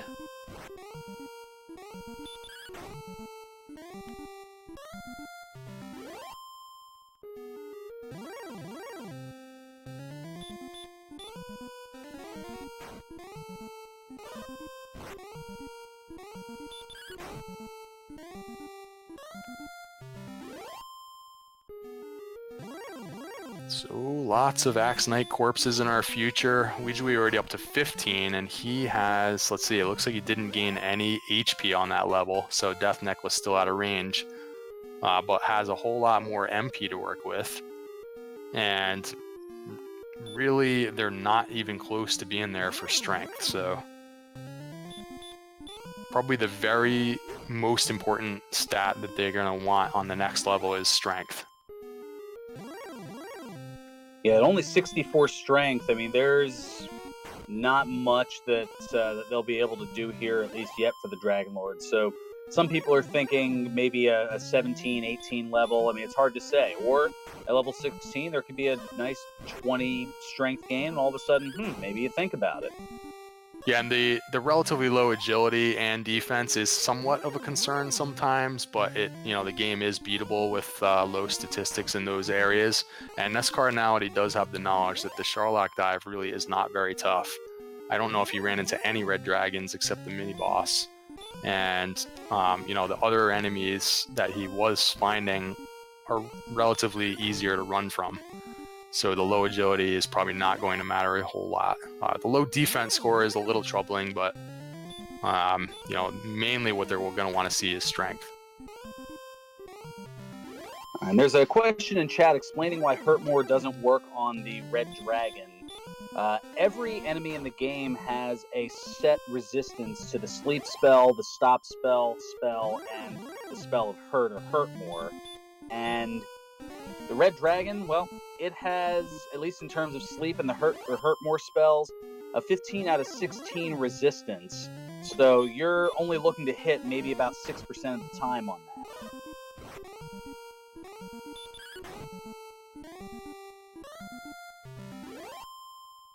Yeah, and as NESCardinality runs out of resources probably before reaching level 16, he's going to have to make this long walk all the way back to Hawksnest from Tantegel if he takes another Death Warp. That's just going to put him further behind. And Ouijawii already on 16, and what did we see on level 16 here? We got... no strength. Okay. 8 agility, 5 hit points, and 1 magic point. Thank you, Sports Hefe, for the totals in chat. Now we're inching that much closer to Death Necklace territory. We're in the 120s now. Both runners are on the strength HP builds, so they're getting the bonus for the HP stat, or maybe the lack of a penalty, I guess I should say, for the HP stat. And if they get up around 130, they are going to consider putting on that Death Necklace for the Dragon Lord fight, because it would add 10 more attack power on top of the meager attack power statistic that they currently have. So, and we'll see right here, both players are taking a death at about the same time, and let's see who gets back to their grind faster.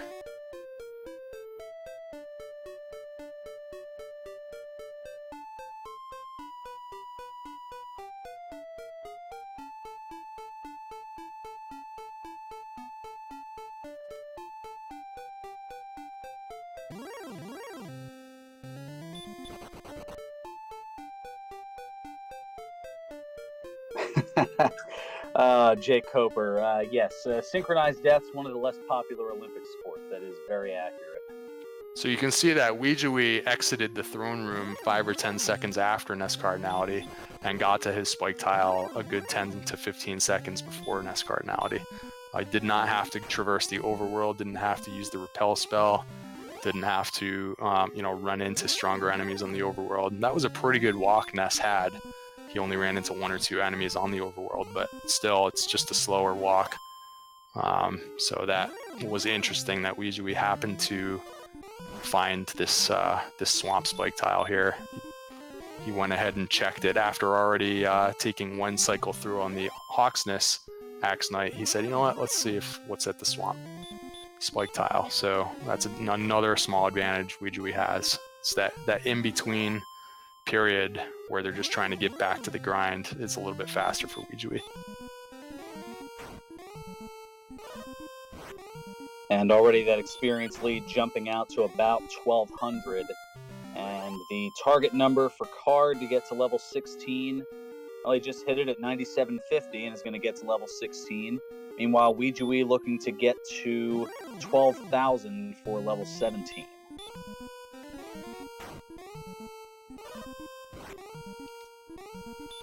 And when the lead is this close, one of the tactics that you occasionally see is one of the runners trying to fight their way down on the last level to maybe sort of save a little bit of time as opposed to staying on the spike tile and then making your dive. And unfortunately, not having a good shield is making that much more difficult because you're not defense breaking any Charlock enemies right now with this small shield that they have, the 75 for the defense statistic. It just makes it difficult to go down through Charlock fighting enemies and not having to heal yourself. So it's just another kind of unfortunate situation for NESCardinality that they were not able to get a better shield. So that's kind of off the table as far as that tactic.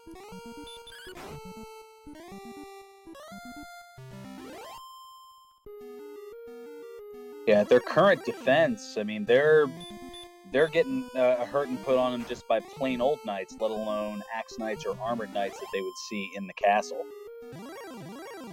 So this 1500 experience lead, when you're talking about axe knights, that's approximately a 3-minute lead. So we're within the realm of any failed dive. If you're talking about a fail against the Dragon Lord or some kind of surprise sleep lock situation, any failed dive opens the door because a dive will take usually quite a bit more than 3 minutes. So Wow. If there happens to be a borderline level or anything like that. And what do we have for 17? Only a 3 strength gain.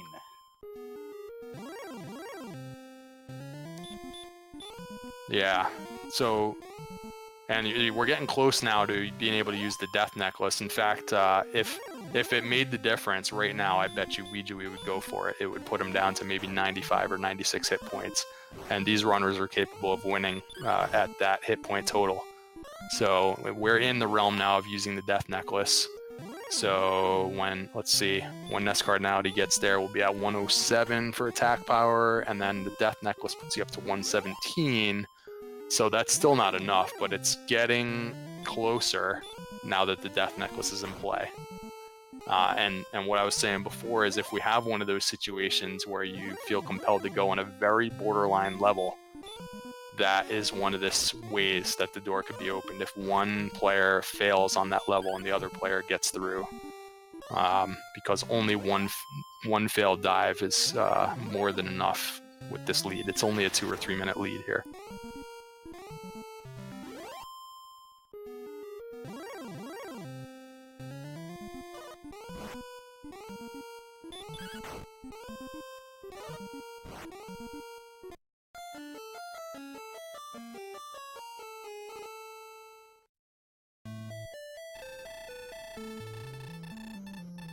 And Card taking another death, running out of resources, and Ouijawii not too far behind, and yep, there's a death for Ouijawii. And we're well over an hour and a half into the seed, and neither player making any serious runs to fight the Dragon Lord just yet, so we're going to be approaching 2 hours on this seed with 2 extremely talented runners. So it just shows you the difficulties that they've had throughout the seed. We had a slow stat growth. We just didn't learn the good spells for a long period of time.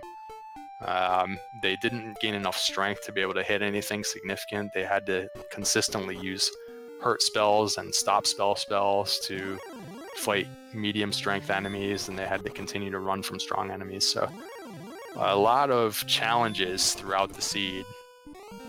And so that shows you it's just a little bit of a longer seed even for really good runners.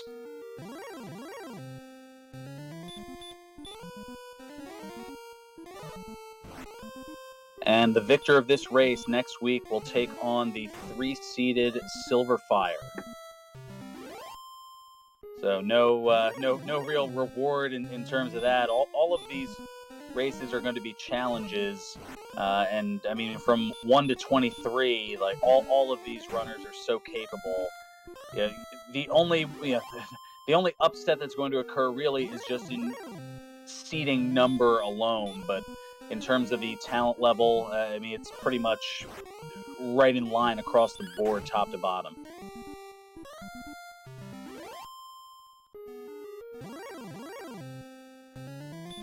Looks like the experience lead is held pretty steady at 1500. Maybe slightly widening, while NESCardinality had to take that slightly longer walk once again back to Hawksness. And he gets the good news about level 17, while Ouijawii is more than halfway to 18 at this point.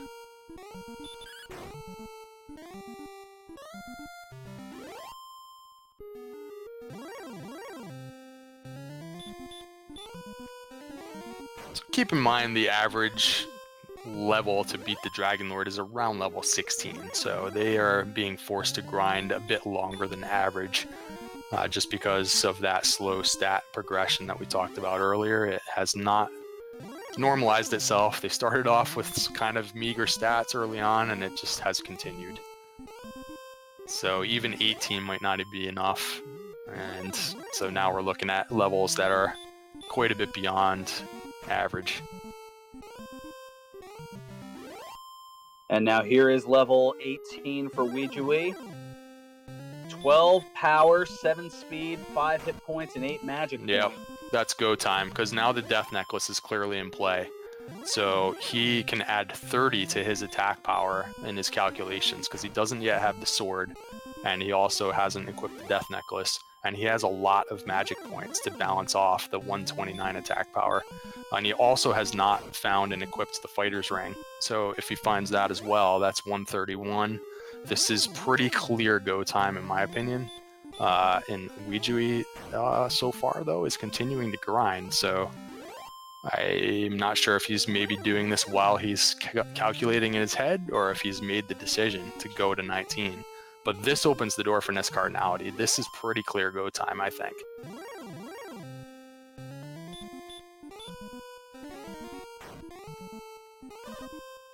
I'm very confident that NESCardinality will go at 18, because first of all, he already has the sword, so it's a little bit easier for him to look at the numbers and see what he'll have when he gets there.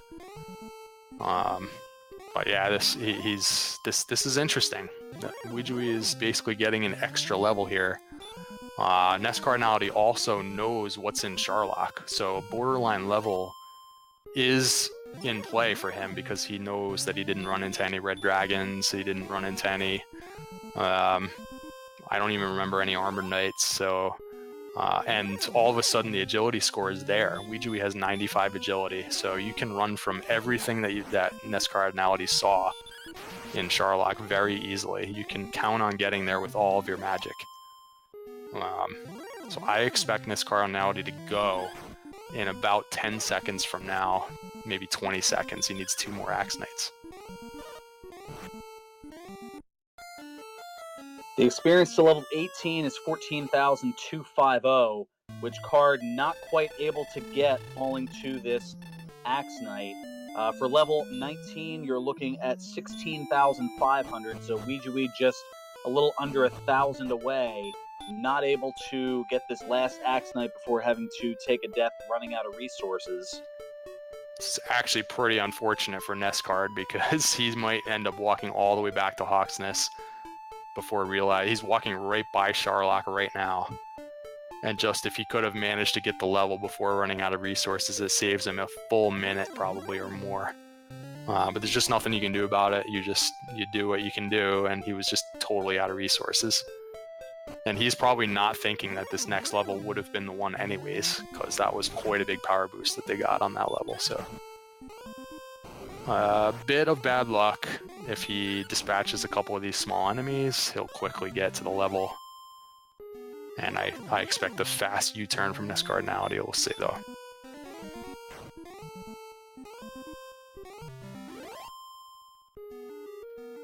So back to the Axe Knights goes Ouijawii down in the Swamp Cave.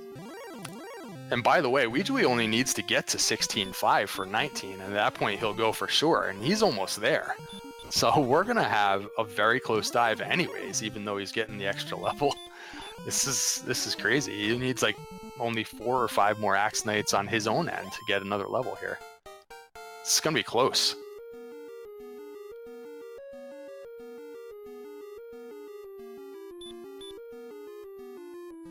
And there is level 18 for Card. Yeah, and the key is realizing you're above the Death Necklace threshold, and there it is, the instant return spell. He is going. He needs to refill, and he will be making the walk to Sharlock probably about 1 minute before Ouijawii. That is enough that sheer encounter rate luck can turn the tables. So this is actually a really close race now.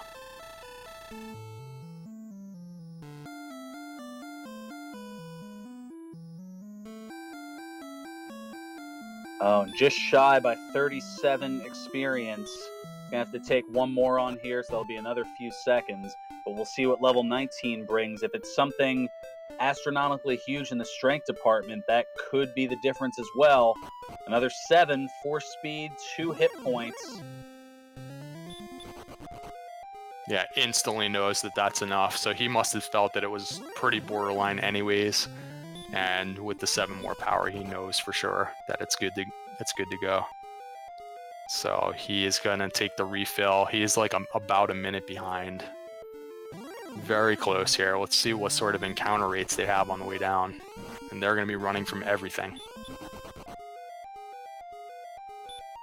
And with the high agility running, not exactly a guarantee, but it certainly could play a factor as Card having a little bit of trouble getting away from that blue dragon on the main floor of Sharlock.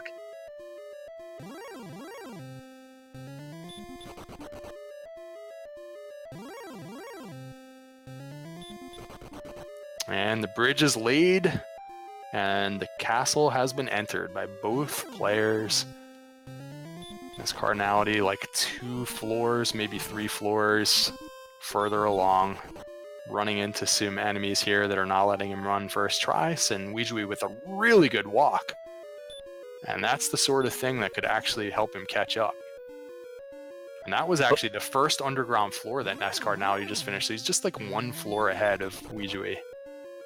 But there is one factor that has to be accounted for, and that is Ouijawii still has to go into the Sharlock Treasury to acquire the sword and the fighter's ring. Ooh, good point. And that is a good 30 seconds to do that. That is a good point. Yeah. That is some time that NESCardinality has already spent. So a little bit more advantage, a little more breathing room for NESCardinality as he makes his way down through the middle zone here. Werewolves are the easiest enemies to run from in Sharlock. No problem with 95 agility. Not a whole lot of red enemies in this castle this time. Finding lots of green and yellow and blue enemies instead. Lots of easy enemies to run away from. And there was a question in chat asking whether Ouijawii would go into the treasury to get the sword. Most definitively, as with that 106 attack power, with only just the broadsword, the second form of the Dragon Lord, Ouijawii would only hit it for anywhere between 1 and 3 hit points per swipe. So definitely not not going to avoid Erdrick's sword in this case here. Is definitely going to get that 20 additional attack power. And there was another pretty good hero walk for Ouijawii, but NESCardinality is through the U-shaped room already, and he is on the bottom floor. So unlikely that Ouijawii can catch him now. And NESCardinality has pretty good resources for this fight on 18. It's not the sure thing that Ouijawii has at 19. But he's a pretty good favorite if he gets there. There is a red dragon in the way. Possible that he'll have to burn 1 heal more on that red dragon.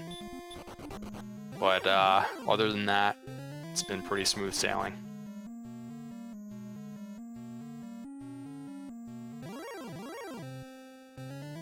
And here is the final floor for Ouijawii, but again, having to make that diversion to go into the treasury to acquire Erdrick's sword, and card already on the red dragon, the guardian before the dragon. Oh no! He swung at 38, and that he could have died there, and it dodged anyways. Oh my goodness, and he was a couple of hits away from taking down the red dragon. I'm very surprised that he did that, and he actually could have died there. But making it through, he did burn one heal more, but I think he's still got plenty of resources for this fight. He's got a few herbs as well. He's going to try a little heal walk because all the monsters here are very easy to run from, and he's going to talk from the side, the altar here, to start with 99 hit points. Here we go.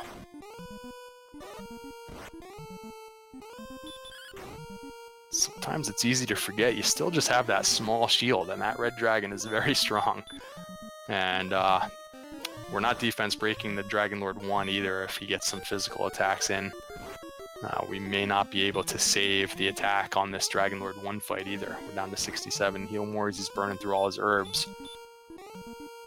So, may lose another attack, and that makes it a little bit closer. With 131 attack power, you're going to want about 13 heal mores, and that's if you get the first strike and the first double attack. So this is close now. This is close. Let's count the damage, I guess. So starting off with 14, that is on the high end to get things started. A range of 7 to 15 per attack. And now 12 as well, so hitting above average.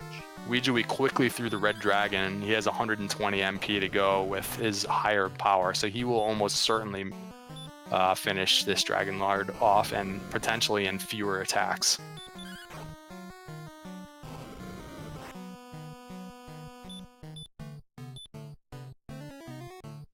All 4 of Card's attacks to start have been above average.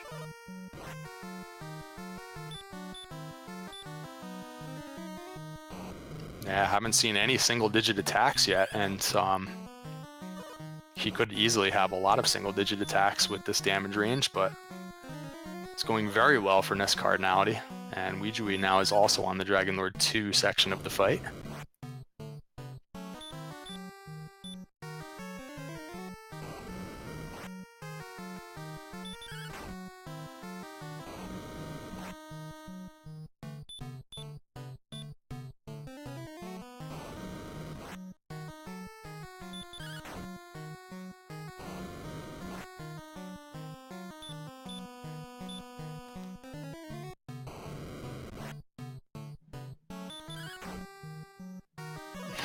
Keep track of both at the same time. Very difficult to do here. Another 14 for Card. I believe I may have missed an attack, but he's up to 126. Meanwhile, Ouijawii hitting for 17, 14, 16, 18. Meanwhile, our restreamer posting some procedures about what happens if this ends in exactly a tie, but we'll cross that bridge if we come to it.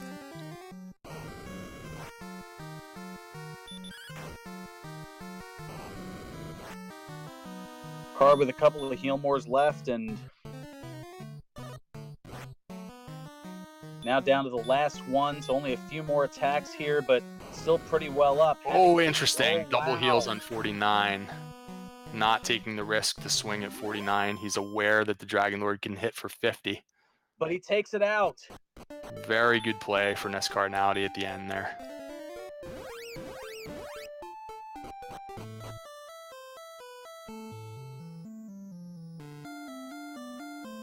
Ouijawii just a couple of swings away. But this was close, and this was everything that we thought it was going to be. But NESCardinality is going to advance. Get out your GGs, as he is going to finish with an official SRL time of 1 hour, 54 minutes, and 6 seconds, and will now go on to take Silverfire in the round of 16. All right. Great game by both players as Ouijawii wraps up his Dragon Lord 2 fight. Congratulations to NESCardinality. Excellent race, guys. Good stuff. They're going to finish pretty much within a minute of one another, probably even within 45 seconds. We'll get the official time in a moment here.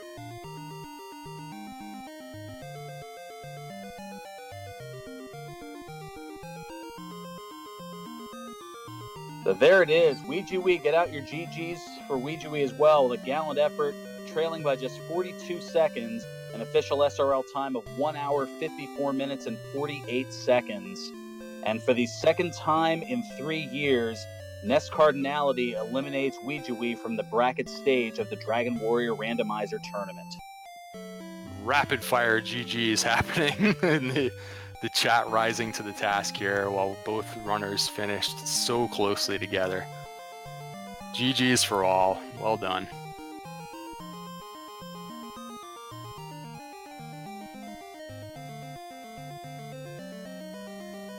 That was a lot of fun to watch. I don't know about you, Farhan. That was an awesome race. That was everything I hoped it would be, and then some. I mean, this entire tournament has been that way so far, and we've got so much more coming your way.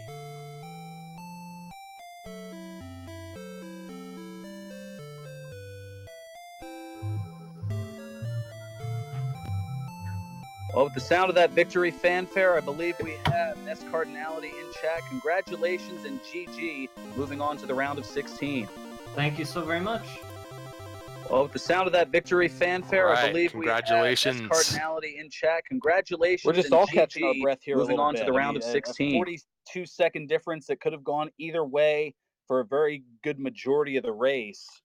I mean, looking at one point when both of you had gotten to level 14, it was within milliseconds of one another. Oh, that's kind of a relief. So I'm assuming Ouijawii did not get the flame sword? He did not. He had the broadsword right up until the end, finally going down to for the dive.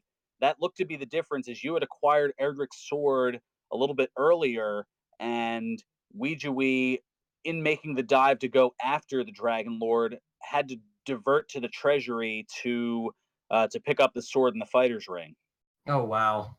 Well, in all fairness, it was still a little bit of a mistake for me to go for the sword once. Like, I learned 14 on like the 3rd floor of Sharlock, and having Hurtmore meant I could grind Axe Knights. So I knew, like, the only way it could benefit me is if the sword were upstairs, then I would gain that knowledge. Otherwise, it would have been faster for me to go. But, I mean, I found a lot of Axe Knights on the middle floors, and that basically made up for it. And then I got to check the mini-boss tile and everything.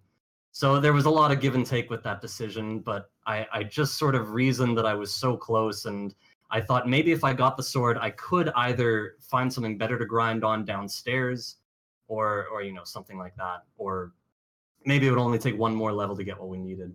My mind was racing through possibilities, though.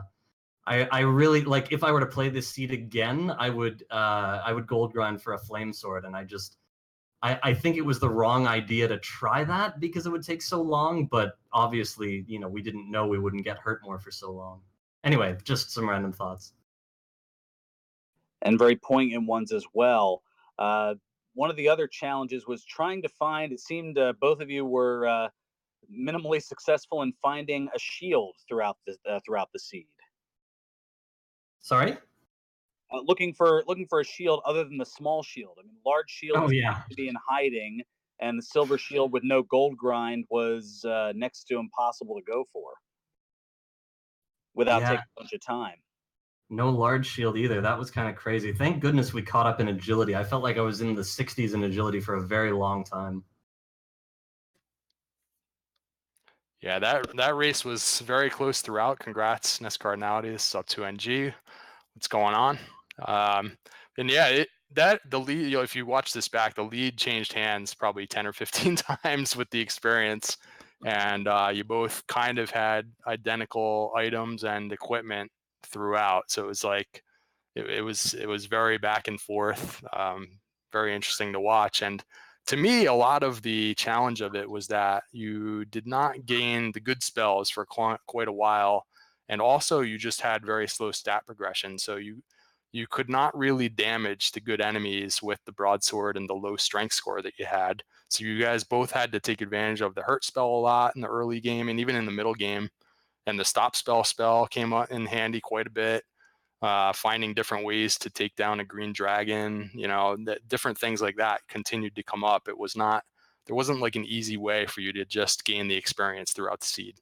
Yeah, I feel like we might have set a record for the number of hurt spells that we cast in a race, because it felt like for the entire game, that's all I did. Well, it sounds very much like you played it the same as I did, and I'm glad it was so close, because the last thing we want is for a seed like this to just, one person gets one little thing and it propels them 4,000 experience ahead. I'm glad it was close. I'm glad everyone got to see a show that was enjoyable. Yeah, me too. And there were a lot of times, early game especially, when I'm out exploring, I didn't think I'd be able to explore so much. And after about 20 or 30 minutes into the race, I realized, oh my God, I haven't searched to the east yet. And then as soon as I go east and north from the castle, I see a cave and I go, uh-oh, did I miss a sword? Did I miss something big? And then every time I saw a cave or a town, that's what I kept thinking, because, I didn't die a whole lot, so like my exploration usually goes a little here, a little there. But in this seed, it was just, I'm going to explore way over here first, and then way over here next. And luckily, I guess it didn't matter so much, because you couldn't kill the enemy in Hawksness for the armor until very late. And once you got hurt more, that was it was go time for grinding. So yeah, the early game, I'm sure it was very challenging, and just not getting lost was probably the hardest part for me. It's funny. First of all, the entire map felt like Zone 2. That zone was all over the place. It was pretty awesome. And then even over on the Swamp Island, which only had coal, there were just a lot of green dragons and maybe wizards. The map was very explorable early, and that was nice. I did find the mountain cave very early, but and that was my key source, which I guess was a good thing. But if you weren't there for a while, that really didn't give me much of an advantage, because there wasn't much I could do with it. Like I used the Stones of Sunlight cave to grind for a broadsword and full plate armor at Garinham, and that's about it. Yeah, I did the same exact thing. Yeah. There were several minor variations between the order you guys did, but they all seem to cancel out. Like while you got the key in the mountain cave, Ouijawii had gone the other direction and found Rimildar about a minute after you got your key. So that was pretty even as far as keys, even though you went in different ways about it. And that happened a couple other times too. I think the order that you got the quest items was a little different, but it basically balanced out. So and you both got the armor quite late, so yeah, a lot of that was just very similar, and a lot of back and forth. The lead changed hands several times. I mentioned it was crazy. Now the difference at the end, I think there were two things that for the most part balance each other out to have you finish within a minute of one another. Ouijawii had a slightly faster grind in that Ouijawii went into the swamp cave, and the spike tile there was also an Axe Knight. So the travel time from the throne room to the swamp cave was considerably shorter than the throne room to Hawksness, but the difference was balanced out by Card going at level 18, whereas Ouijawii grinded up to 19. Oh, wow. Yeah, I was wondering. I wasn't sure if 18 would be enough. I was actually afraid of like red dragons, because we hadn't seen them all seed. And I just wanted to kind of play it safe, because I felt like I'd run a really good race, and I felt like I might have been ahead at that point. So taking an extra minute or two to grind an extra level, I thought would be the super smart play, because I didn't want to dive into the castle and then die. I felt like if that had happened, then the race would be won by Card. Did you already have the sword by then? I figured, because Axe Knights and hurt more, you don't need the sword until you're approaching the dragon. Right. So I didn't bother with it until I was ready to beat the game. Okay, now I understand, and I totally see where you're coming from, because you saw that once we put on the death necklace, we're going to have 0 double attacks.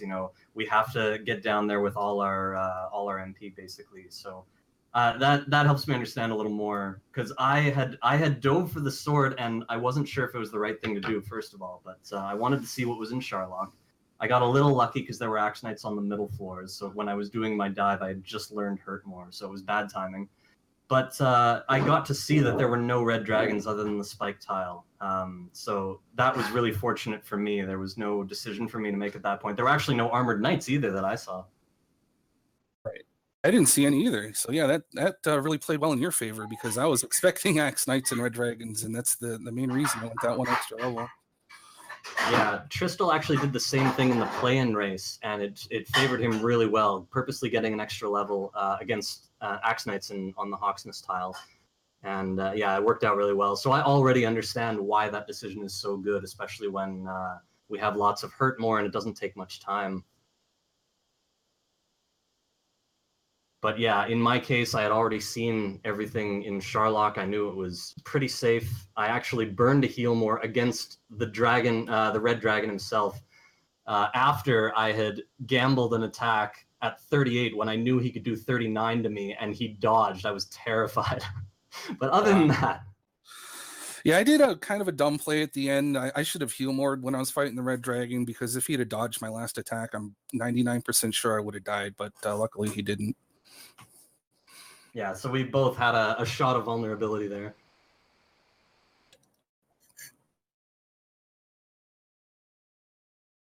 But yeah, I kept thinking, you know, if he grinded for the flame sword, I'm probably just going to lose. But then I kept trying to convince myself that you probably wouldn't have done that because, first of all, it wasn't in Garinham, it would have been far away. And secondly, that is a long time to grind on the Stones of Sunlight chest. It is, and our strength was so low, I don't think it really would have mattered a whole lot anyway, so... You're probably right. Broadsword was okay.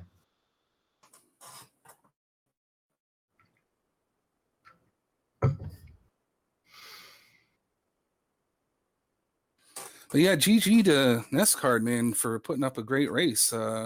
That's all I was hoping for. You know, win or lose doesn't really matter to me. I always have fun in this tourney, and even though I'm one of the first ones to go out, I'll be the first ones in watching everyone else race because this thing is awesome. This is something to remember for everyone. I mentioned this when we were looking at the bracket reveal that so many, like pretty much everyone is really, really good and really close together in skill. And of course it's randomizer, anything can happen. So, you know, I'm prepared for anything to happen, and all I hope for is enjoyable races. So yeah, obviously you gave me an enjoyable race. I can't wait to watch it. So GG to you, and I look forward to more in the future. Yeah, and good luck going forward. Thank you very much. So an interesting development now. Card, coming up next, you have a rather noted matchup. You'll be taking on Silverfire next in the round of 16. Any preliminary thoughts of your upcoming opponent? Silverfire, I haven't seen play in a year, like since last year's tournament. I don't think Silverfire's been in any of my casual races on SRL this year. So I'm not actually sure how Silverfire's playing. All I can go by is that 4-1 record. So you know, we'll just have to go in and see. But ultimately, it's randomizer, and I'm going to be playing my own game. I can't think of too many scenarios where my play would change based on my opponent, especially since virtually everyone's playing Strength Agility now, or Strength HP rather. So, you know, basically everyone's on mostly even footing, and I just try and make the best number plays I can. Yeah, this was yet another one where if you went with the agility seed, it would have been tough to equip the death necklace there on that level. So that's right. Yep. Yeah, it's a good point. That's what I always feared. I was starting to wonder as I was like, I played Strength Agility in my first match. I was still flip-flopping. I didn't know which one was better until like a week later I made the decision Strength HP was better. But Tristel cleared the air for me because so many of us were using Strength Agility in the first year. And he just casually mentioned he already knew the reason. It's because of the death necklace. Now that you have that extra possibility, you know, to make Strength HP the better choice, it sort of tips the balance in its favor. You just can't risk having lower HP, in my opinion. Yeah, I agree completely. I think when we did our first tournament, Strength Agility might have had a slight advantage, maybe, but the argument isn't really there anymore, in my opinion, anyway. I think because of the Death Necklace and that ability to give you that attack power late in the game when you need it, like we had in this race here, it's just so huge, you can't ignore it.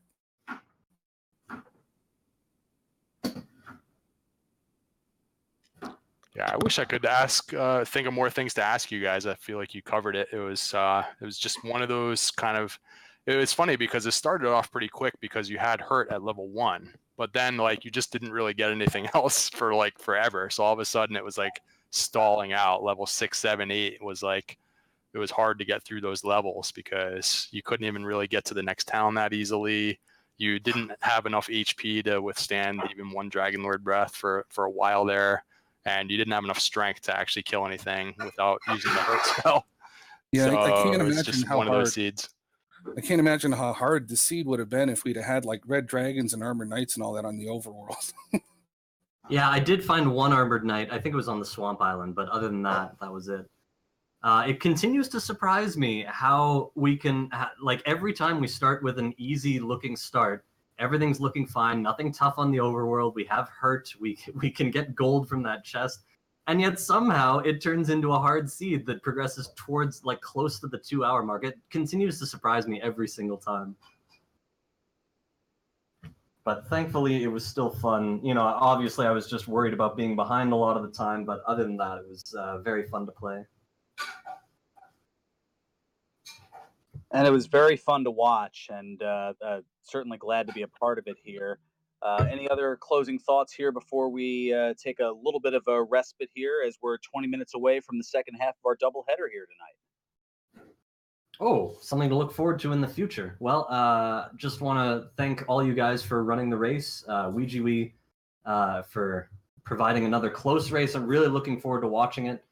Win or lose, you know, that doesn't really matter so much. And Ouijawii and I played last night in 2 races. I won the first, he won the second. So that was sort of, you know, a build-up for tonight. Anything could have happened. And I just, well, I look forward to racing you more in the future, man. Yeah, same here. I'm definitely going to try and hop into some more of those casual races that you do late at night. Those are really fun. Right on. So yeah, good luck to the runners in the second part of the doubleheader. Everyone enjoy. Absolutely, and make sure to give a follow to both of our runners here, NESCardinality and Ouijawii, and also want to thank behind the scenes our restreamer Game Boy F9 and doing the tracking CyberDark86, and up to NG. Man, what a classic that we got to be a part of here. Yeah, excellent race by both players. It was so fun to watch and to try and follow what they were all doing, and looking forward to more. Alrighty, so we're going to take a brief respite here on Randomania 2. For the next roughly 15 minutes or so, we're going to send a host over to the main Randomania channel and a Zelda 1 Randomizer Battle Royale final. And coming up here at the bottom of the hour, it's going to be the 11 seed Azrael Ravenheart taking on the 22 seed Jay Coper. And the winner of that will go to the round of 16 to take on the 6-seeded High Spirits. Those should be another set of goodies here. So for all of our folks behind the scenes and in front, I'm Farhan Burgundy saying until next time, may your moves be excellent and your seeds stay classy. We'll now take you over to Randomania for Zelda 1 randomizer action here on Randomania 2. So long, everyone.